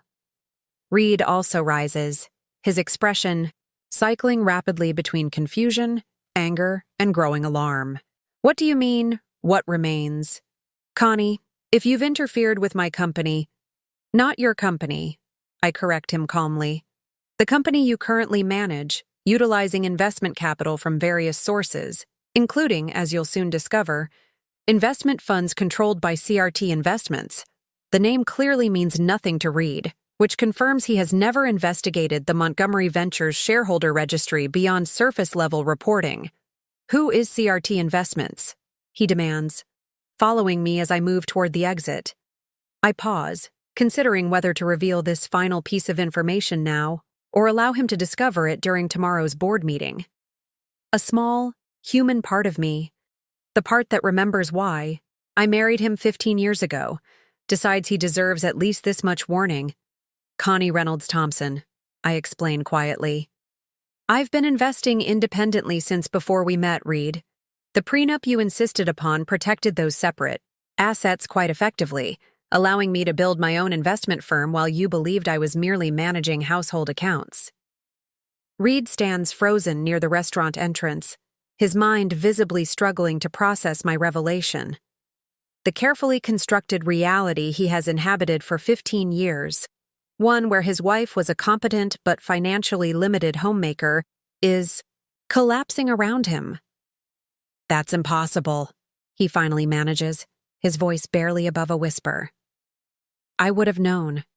My team would have flagged any significant stakeholder, especially one with my own last name. Your team saw what they expected to see, I explain. CRT Investments operates through a network of subsidiary holdings and investment vehicles. The connection to me personally is deliberately obscured through entirely legal corporate structures you taught me about during the early years of our marriage. Reed's expression shifts from disbelief to calculation as he mentally reviews what this might mean. Even if what you're saying is true, CRT couldn't possibly hold enough Montgomery shares to matter. I personally control over 40% of voting stock. 38%, I correct him. And CRT directly controls 18% through various holdings, with effective influence over another 20% through strategic partnerships with other investors. The blood drains from Reed's face as the implications become clear. You've been plotting a takeover of my company? For how long? Not a takeover, I clarify. a protective investment strategy, and not for nearly as long as you might think. My concerns began only when your financial manipulations threatened the company's stability and my investment. The valet approaches with my car, but Reed barely notices, his focus entirely on recalculating the power dynamics that have shifted so dramatically beneath his feet. The board meeting tomorrow, he realizes aloud. You're behind it, Marshall, and Vicky called the meeting based on evidence of financial improprieties. I reply carefully. Evidence that exists independently of any action on my part. This is about Samantha, isn't it? Reed demands, grasping for a familiar narrative that would make sense of this upheaval. Some kind of revenge for the divorce. I smile slightly. Interesting that your mind immediately goes there. No, Reed, this isn't about your relationship with Samantha. Though you might want to ask her about her family background sometime, specifically the Cunningham banking connection. Before Reed can process this additional revelation, my driver opens the car door for me. I need to go. Tomorrow will be a challenging day for you, and I suggest you prepare accordingly. You can't do this, Reed insists, the desperation in his voice becoming more evident. 15 years of marriage, and this is how you respond to a divorce? By trying to destroy everything I've built? I pause before entering the car, turning to face him one last time. I'm not destroying anything, Reed. I'm protecting my investment from your increasingly reckless management. The fact that this coincides with your decision to trade up for someone younger is merely an ironic footnote to the situation you've created. As I settle into the back seat, Reed steps forward, his expression hardening into something uglier than I've seen before. This isn't over, Connie. I built Montgomery Ventures from nothing.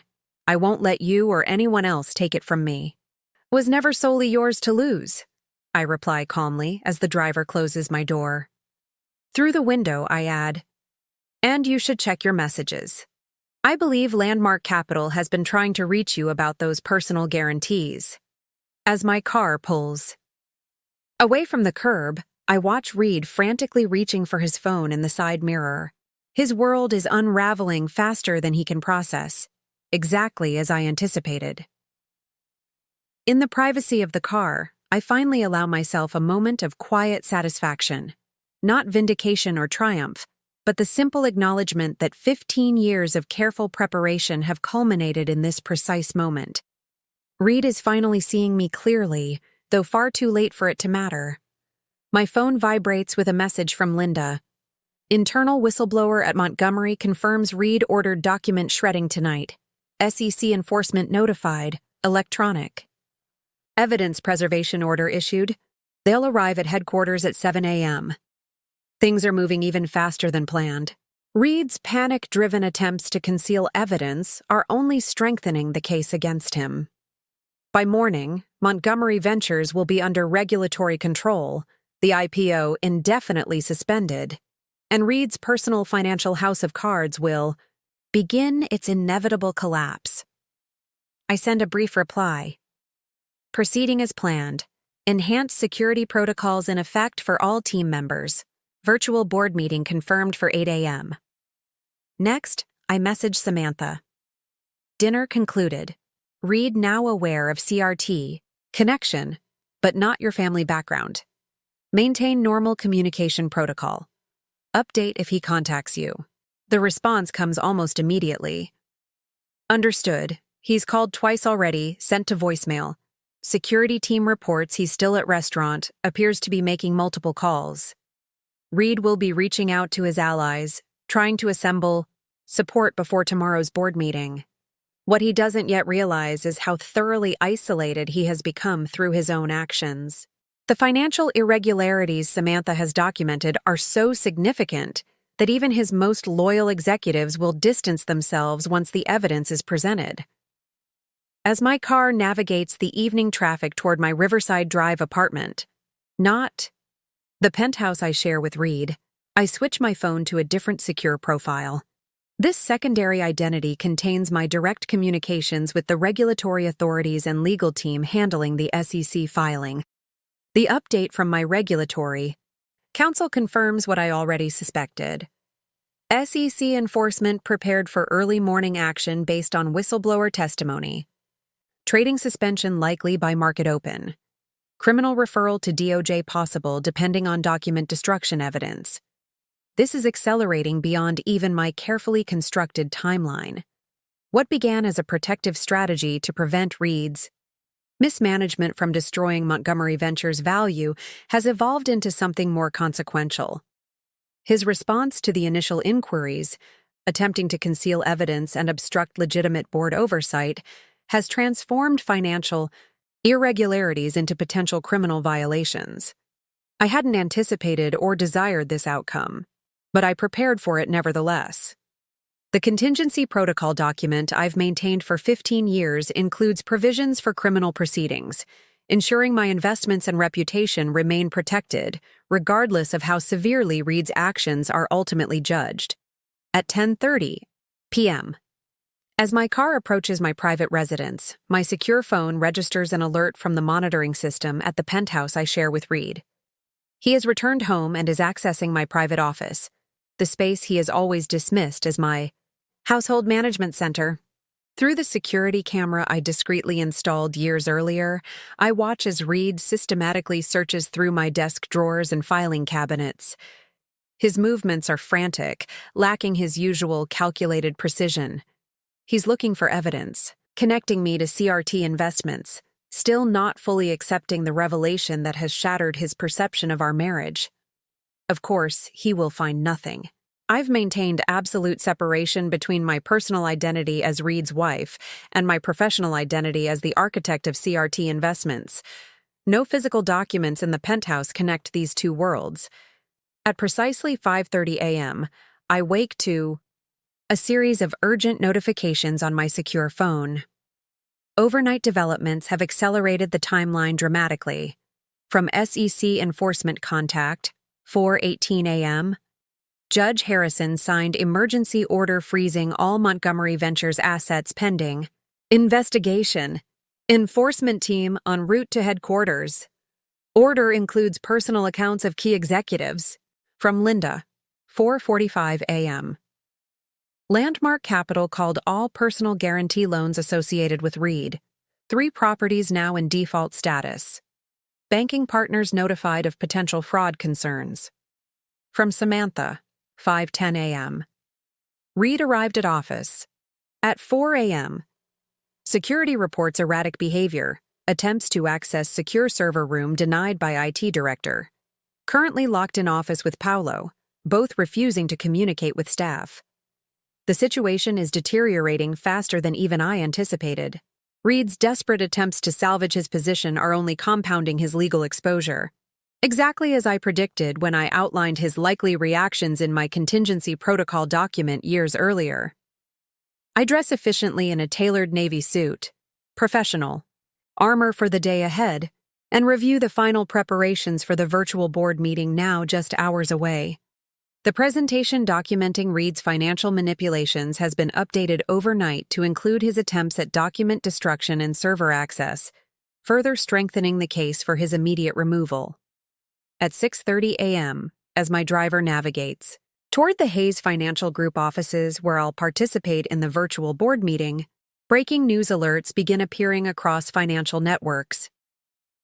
Developing. SEC Enforcement Division raids, Montgomery Ventures headquarters, Montgomery Ventures trading, halted pending regulatory investigation. Sources report financial irregularities at Montgomery Ventures ahead of planned IPO. The financial world is waking up to the crisis that has been building behind the scenes for months. By market open, Montgomery Ventures, the company Reed built into his personal monument, will be under regulatory control, its value plummeting as investors rush to distance themselves from the emerging scandal. My phone rings with a call from Marshall Norton.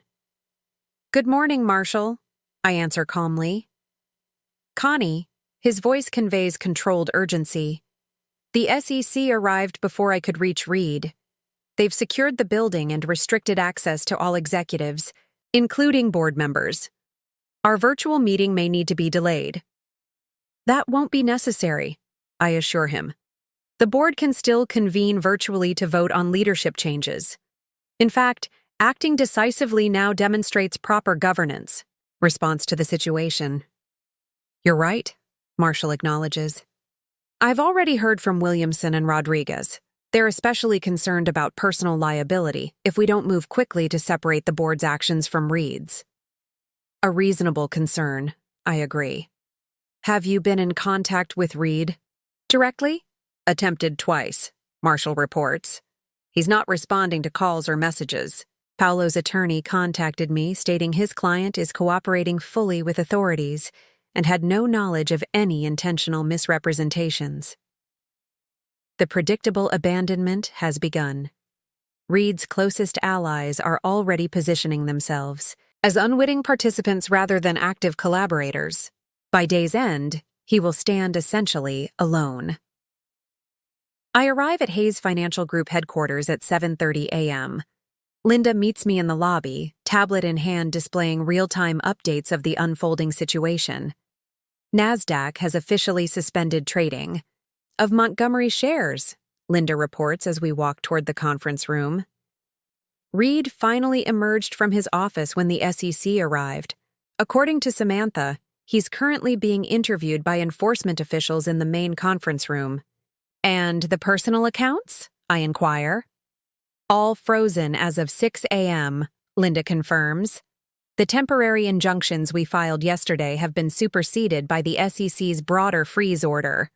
Reed attempted to transfer funds from his Cayman account at 3 a.m., but the transaction was blocked. We enter the secure conference room where a large screen displays the virtual waiting room for the emergency board meeting. 7 of the 9 board members are already online, their faces displaying varying degrees of shock and concern as they monitor the unfolding news coverage on secondary screens.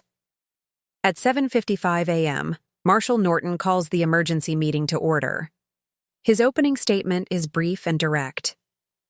Given the extraordinary circumstances unfolding at Montgomery Ventures headquarters this morning, this emergency session will address immediate leadership changes necessary to protect shareholder value and ensure cooperation with regulatory authorities. One by one, the board members register their alarm at the morning's developments and their determination to act decisively. Paolo is notably absent, likely still being questioned by SEC officials. Reed's absence is acknowledged but not delayed for given the circumstances. At 8:15 a.m., after reviewing the evidence of financial irregularities, now substantially expanded, to include the overnight attempts at document destruction, the board votes unanimously to remove Reed Thompson as CEO, pending the outcome of regulatory investigations. Marshall turns to the next agenda item. We need to appoint interim leadership immediately to stabilize operations and work with authorities. I open the floor to nominations. Vicki Wells speaks first. Given the circumstances, we need someone with deep financial expertise, impeccable ethical standards, and intimate knowledge of the company's operations. I nominate Connie Thompson to serve as interim CEO. A momentary silence falls over the virtual meeting as board members process this unexpected nomination. Most have known me only as Reed's wife, occasionally present at corporate social functions but never in a professional capacity. Marshall, who was briefed on my true role yesterday, quickly provides context. For those unaware, Mrs. Thompson is the founder and principal of CRT Investments, which holds a significant stake in Montgomery Ventures through various investment vehicles. She has extensive financial experience and an insider's understanding of the company's current challenges. The revelation of my professional identity stuns the board members who hadn't been previously informed. Their expressions range from surprise to confusion to dawning realization as they process this dramatic shift in their understanding. CRT Investments? Williamson questions. The firm that's been providing some of our most insightful market analysis for the past 5 years? That's been you all along? Yes, I confirm simply. I've maintained separate professional and personal identities for various reasons. but my concern has always been protecting Montgomery Ventures' long-term value and stability. Questions erupt about potential conflicts of interest, qualifications, and the unusual circumstances. I address each methodically, my calm professionalism gradually replacing their initial skepticism with cautious support. After 20 minutes of discussion, the board votes 6-1 in favor of appointing me as interim CEO, with one abstention. I will assume control of a company in crisis, a company my husband founded, mismanaged, and now lost in a stunning reversal of fortune. As the meeting concludes, breaking news alerts continue to populate everyone's phones and tablets. Montgomery Ventures CEO Reed Thompson under investigation for securities fraud. Sources: Thompson faces potential criminal charges for document destruction. Landmark Capital calls 60 malers in personal loans from Montgomery CEO. The financial collapse I anticipated is unfolding with the mathematical precision of a carefully calculated equation. Reed's empire isn't just being transferred, it's imploding under the weight of his own mismanagement and desperate attempts to conceal it. By noon, I've established a temporary command center in the Montgomery Ventures Executive Conference Room, the same space where Reed conducted countless meetings, showcasing his vision to investors and intimidating subordinates. Now it serves as headquarters for the crisis management team I've assembled, a mix of trusted Montgomery executives untainted by the financial improprieties and external advisors from Hayes Financial Group. The room buzzes with focused energy as teams work to assess damage, coordinate with regulators, and develop communication strategies for investors, employees, and the market. I move between groups with calm authority, asking incisive questions and making decisive calls that demonstrate my deep understanding of both the company's operations and the complex financial issues at hand. For many Montgomery employees seeing me in this role, the cognitive dissonance is profound. The woman they've previously encountered only at holiday parties and corporate galas, always in Reed's shadow, always introduced simply as my wife Connie, is now commanding their boardroom with the natural authority of someone who has been preparing for this moment for years. At 2:15 p.m., as I conclude a briefing with the legal team coordinating the company's response to SEC inquiries, my security detail approaches with a discreet message. Mr. Thompson is in the lobby, demanding to see you. Security has detained him pending your instructions. I consider my options carefully. The confrontation is inevitable, but the setting and witnesses will determine how the narrative unfolds. After a moment's deliberation, I make my decision. Have security escort him to my office, Reed's former office. Ensure the executive corridor is cleared of unnecessary personnel, but maintain standard security protocols. Record all interactions as per company policy. 10 minutes later, I sit behind what had been Reed's desk, reviewing the latest asset valuation reports that will determine Montgomery Ventures' survival options. The office remains largely as Reed left it. Modernist furniture, strategic lighting that highlights the awards and magazine covers featuring his success, floor-to-ceiling windows showcasing the city he had always felt he commanded. The door opens, without a knock, and Reed enters, physically brushing past the security officer who had escorted him. His appearance shocks even me, who witnessed his decline through the security feed this morning. His customary bespoke suit is rumpled, his usually meticulous hair disheveled, his expression a volatile mix of rage and disbelief. "Get out," he demands of the security officer without taking his eyes off me. "Mr. Jackson stays," I counter calmly. "Company policy requires security presence during non-standard interactions." "Company policy?" Reed's laugh holds no humor. "You're citing my company's policies to me?" "Montgomery Ventures policies," I correct him. "And yes, proper governance protocols are particularly important given the current regulatory scrutiny." Reed moves to the desk, his desk until yesterday, and places both palms flat on its surface, leaning forward in what had once been his signature intimidation posture during difficult negotiations. "Let's cut through this corporate theater, Connie. What exactly do you think you're doing?" I meet his gaze steadily. "Currently, I'm leading the crisis management response to stabilize Montgomery Ventures following serious governance failures and regulatory interventions. As interim CEO appointed by the board, that's my fiduciary responsibility." "This is insane," Reed hisses, his voice low but intense. "You engineered this entire situation. You manipulated the board, fed information to regulators, collaborated with my assistant, all while pretending to be nothing more than my supportive wife." "That's not accurate," I reply evenly. "The financial irregularities that triggered regulatory intervention were entirely your creation, Reed. The board acted appropriately once those issues came to light. As for my role, I never pretended to be anything. You simply never bothered to see beyond your own assumptions." Reed straightens, running a hand through his disheveled hair as he surveys the office that is no longer his. 15 years, Connie. 15 years you lived a double life, building some sort of shadow operation while sharing my home, my name, my life. CRT Investments was never a secret, I point out. It's been registered, fully compliant, and operating in plain sight since before we met.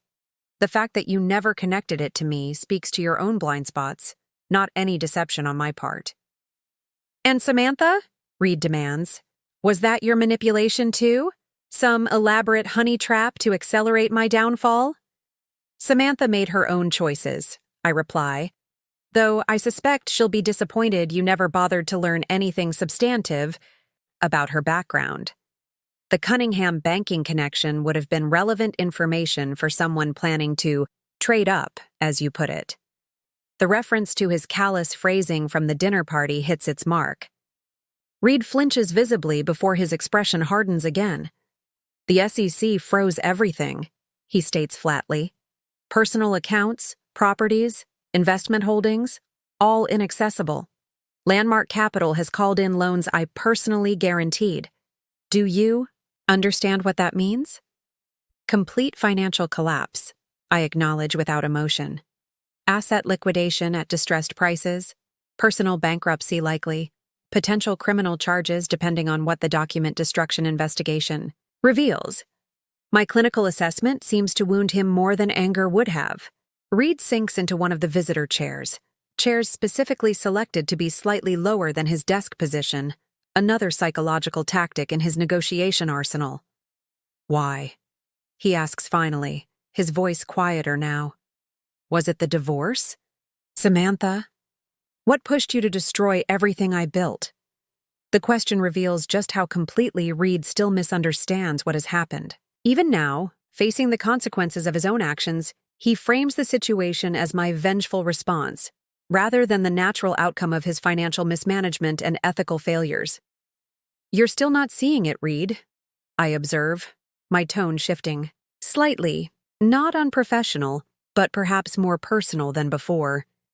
"This was never about destroying anything. It was about protecting Montgomery Ventures from your increasingly reckless leadership." I rise and move to the window, gazing briefly at the city skyline before turning back to face him. The company employs over 800 people. It manages retirement funds for thousands more. Its technologies have genuine value and potential. All of that was being jeopardized by financial manipulations designed to inflate the IPO valuation and enrich you personally. So this is you being noble? Reed scoffs, though the usual force behind his dismissiveness is absent. The selfless protector of shareholders and employees? "This is me being a responsible investor," I correct him. "Something you stopped being when you began falsifying financial projections and backdating contracts to create the illusion of growth that didn't exist." Reed's expression reveals a flicker of genuine surprise. "You know about the backdated contracts?" "I know about all of it, Reed. The offshore accounts, the diverted development funds, the preferential stock arrangements with early investors that violated SEC regulations. I've known for months." How? The single word contains both demand and disbelief. The same way I built CRT investments while you thought I was planning dinner parties, I reply. By paying attention to details others overlooked, by developing networks of information, by understanding financial structures deeply enough to recognize irregularities. I return to the desk, my movements measured and deliberate. But most importantly, by being chronically underestimated, especially by you. I consider Reed's question carefully. Despite everything, despite 15 years of dismissal and 3 months of betrayal, I owe him this much honesty. When we met, when we married, yes, it was real, I reply, my professional mask softening slightly. I admired your vision, your drive. I believed we could build something meaningful together, personally and professionally. Reed seems to absorb this, searching my face for signs of deception and finding none. What changed? He asks quietly. You did, I state simply. Or perhaps more accurately, your perception of me did. With each success, you became more convinced of your own exceptional judgment and less interested in my perspective. Eventually, it became clear you preferred a supportive wife who validated your decisions rather than a true partner who might question them. I gesture toward the chair, and Reed sits again, the confrontational energy between us shifting to something more contemplative. Do you remember the SolarTech acquisition discussion? 6 years ago? Reed frowns slightly, searching his memory. Vaguely. You had concerns about their patent portfolio, I think. I identified 3 critical patent vulnerabilities that could compromise their core technology. I correct. You dismissed it as my overthinking things and proceeded with the deal. 9 months later, Montgomery Ventures had to write down $18 million when those exact vulnerabilities were exploited by competitors. Recognition dawns in Reed's eyes, one of many instances where he disregarded my business instincts, only to discover later I had been right. After that, it simply became easier to build something separate rather than continuously fight for a voice in your company. I continue. The parallel paths weren't planned, Reed. They evolved as a response to the marriage you shaped, one where just a wife couldn't possibly understand the complexities of your business world. The security officer clears his throat discreetly. Ma'am, the SEC investigators are insistent. They've indicated they have additional documentation requiring immediate clarification. Reed nods in resignation, rising slowly.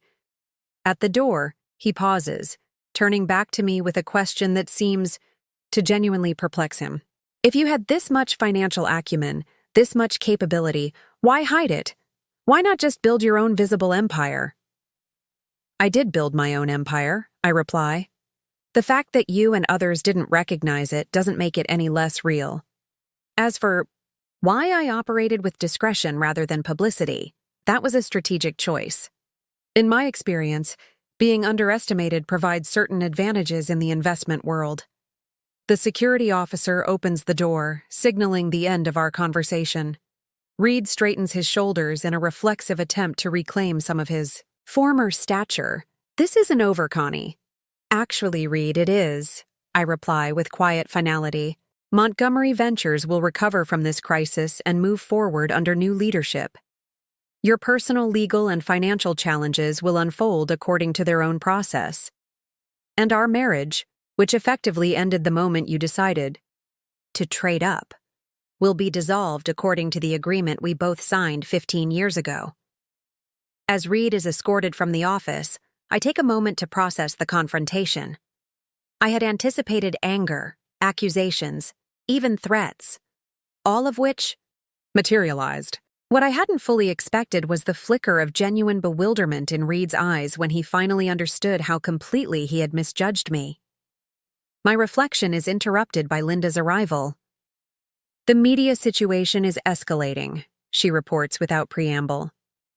Every financial network is leading with the Montgomery Ventures story. They're requesting statements, interviews, background, particularly about your appointment as interim CEO. What's the narrative forming? I ask. my focus immediately shifting back to crisis management. Multiple angles, Linda replies, handing me a tablet displaying various headlines.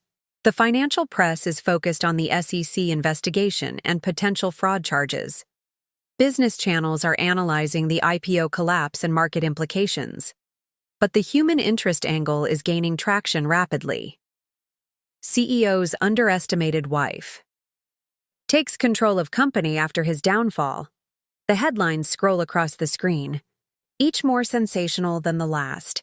From corporate wife to CEO, the woman behind Montgomery's new leadership. Hidden in plain sight. How Reed Thompson's wife built a financial empire while he wasn't looking. The ultimate corporate blind spot. Thompson never knew his wife was a major investor in his company. Trading up, Montgomery CEO faces ruin after divorcing. Financial genius. Wife. I scan the coverage with professional detachment. We need to redirect the narrative away from the personal aspects and toward the company's stability and future. Schedule a brief media statement for 4 p.m., just enough to address immediate concerns without creating new headlines. Already arranged, Linda confirms. But there's another dimension requiring immediate attention. Employees are struggling with the whiplash of these developments. Many are updating resumes, uncertain about the company's future. Town hall meeting, I decide immediately. Tomorrow morning, 9 a.m.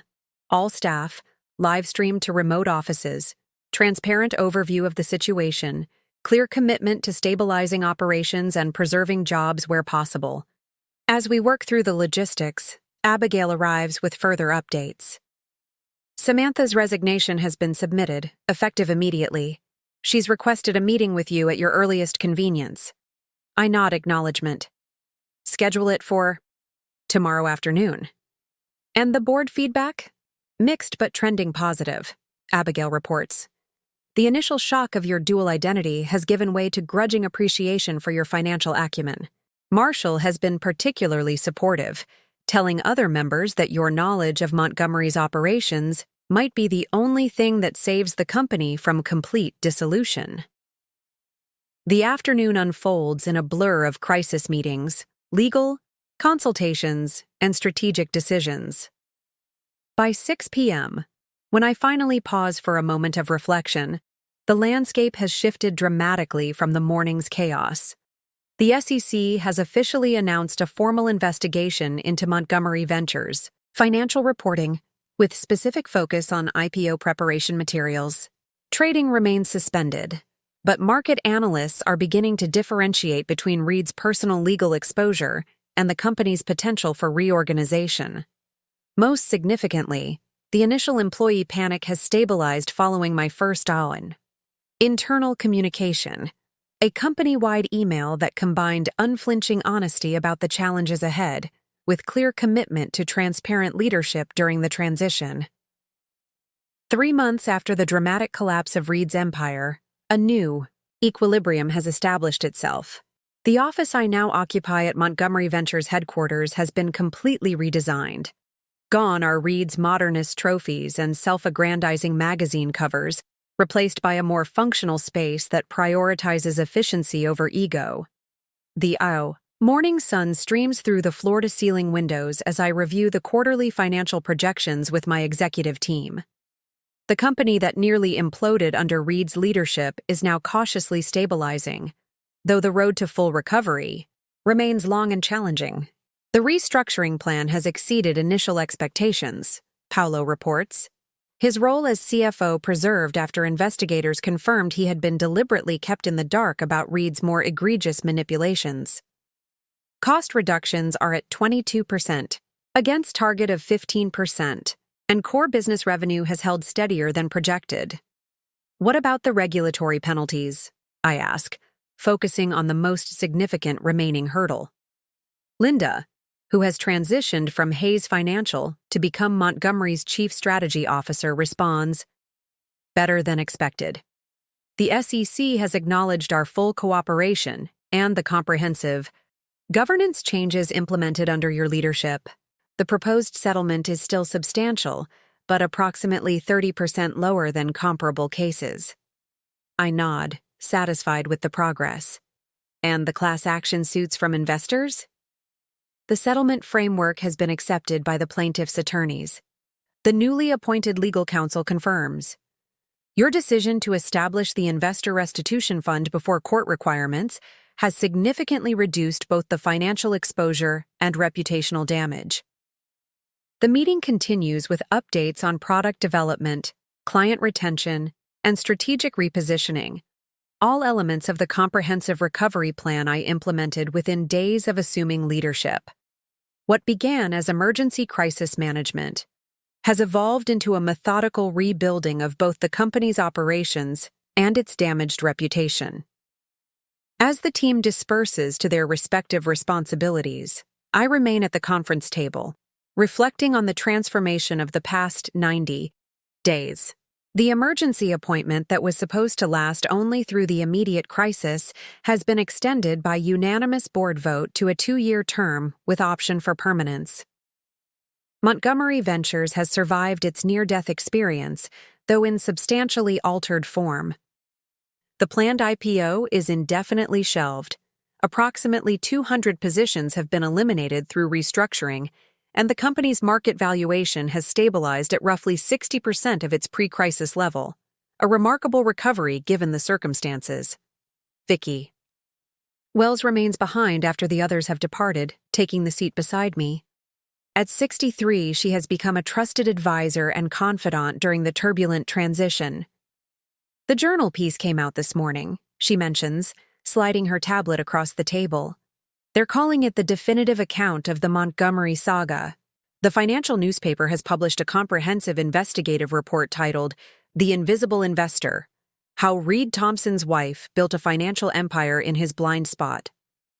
The article details my parallel career-building CRT investments while being consistently underestimated by my husband and the broader business community. I declined to be interviewed, I note, scanning the piece. They found plenty of others willing to talk, Vicky observes, including several former Montgomery executives who now claim they always knew you were the real financial genius in the relationship. I smile slightly at this revisionist history. Amazing how perception shifts when the power dynamics change. Speaking of changing dynamics, Vicky segues carefully, the final divorce settlement hearing is tomorrow, isn't it? I nod, my expression remaining neutral. Yes, though Reed's continuing legal issues have complicated matters considerably. The personal aftermath of the Montgomery collapse has unfolded in parallel with the corporate recovery.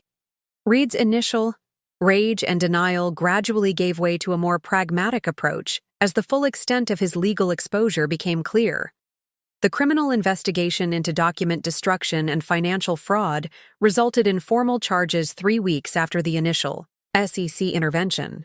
Reed is currently free on bail but facing a potential 5 to 7 year sentence based on similar precedent cases. His personal financial collapse has been even more dramatic than anticipated. With assets frozen, guaranteed loans called, and legal expenses mounting, he filed for personal bankruptcy protection within 6 weeks of his removal as CEO. Have you spoken with him directly?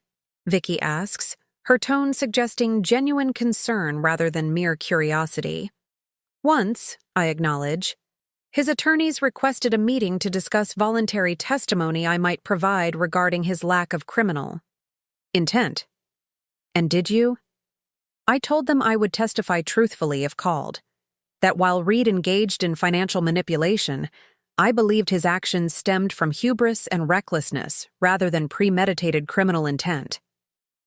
This measured response reflects my approach to the entire situation.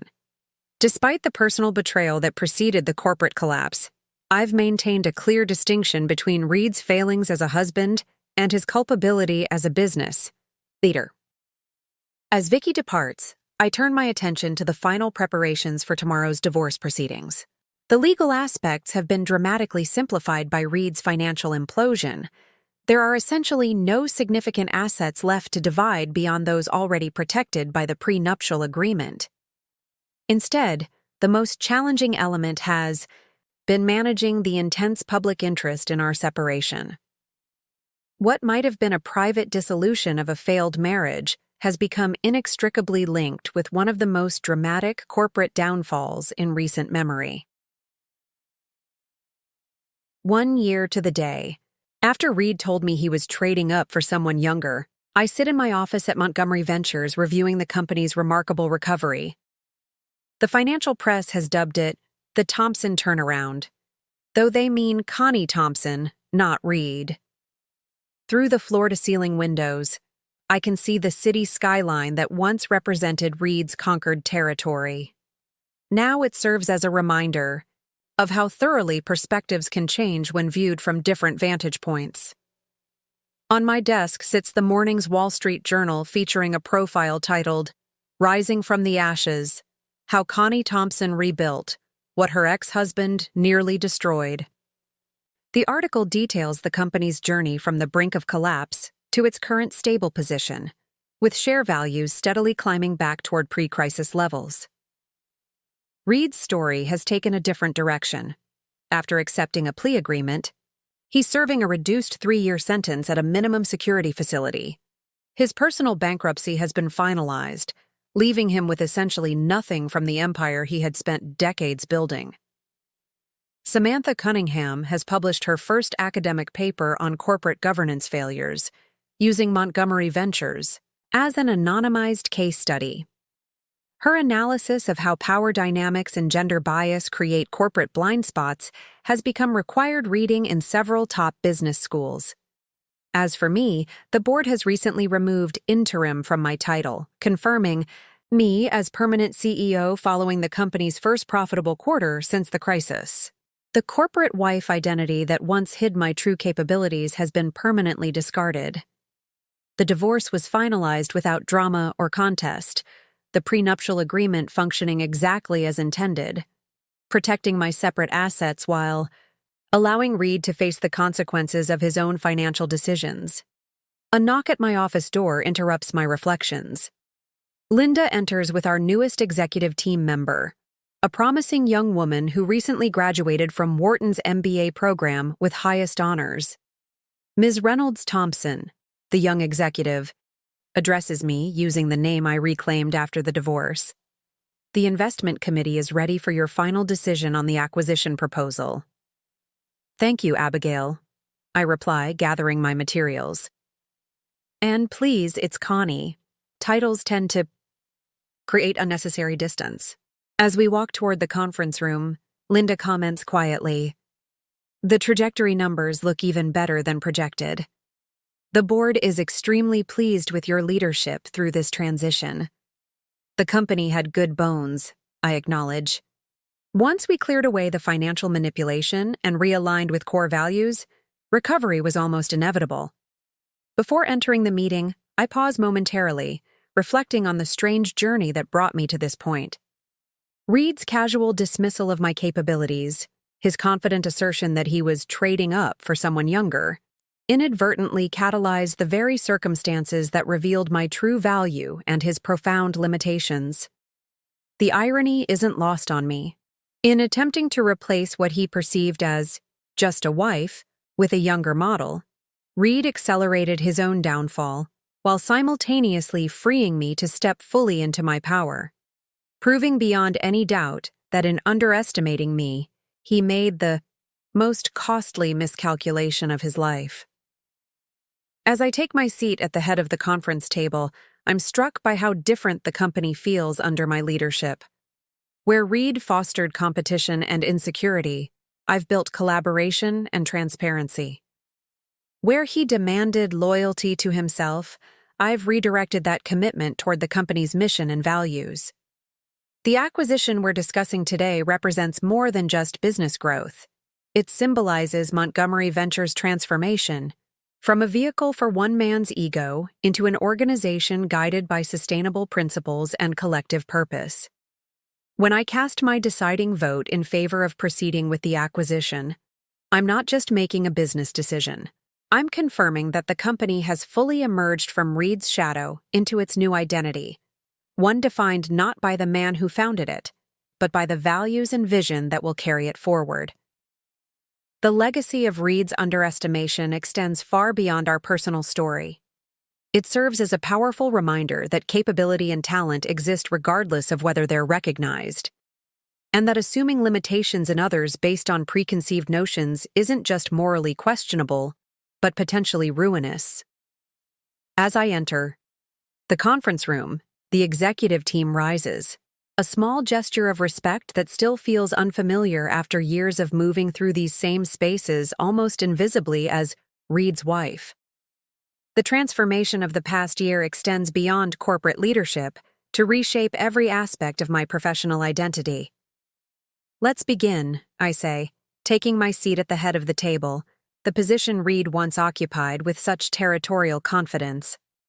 The acquisition proposal under discussion represents Montgomery Ventures' first major growth initiative since the crisis, a strategic move that signals the company's transition from recovery to renewal. The deal will bring innovative technology that complements our core offerings while opening new market segments previously untapped.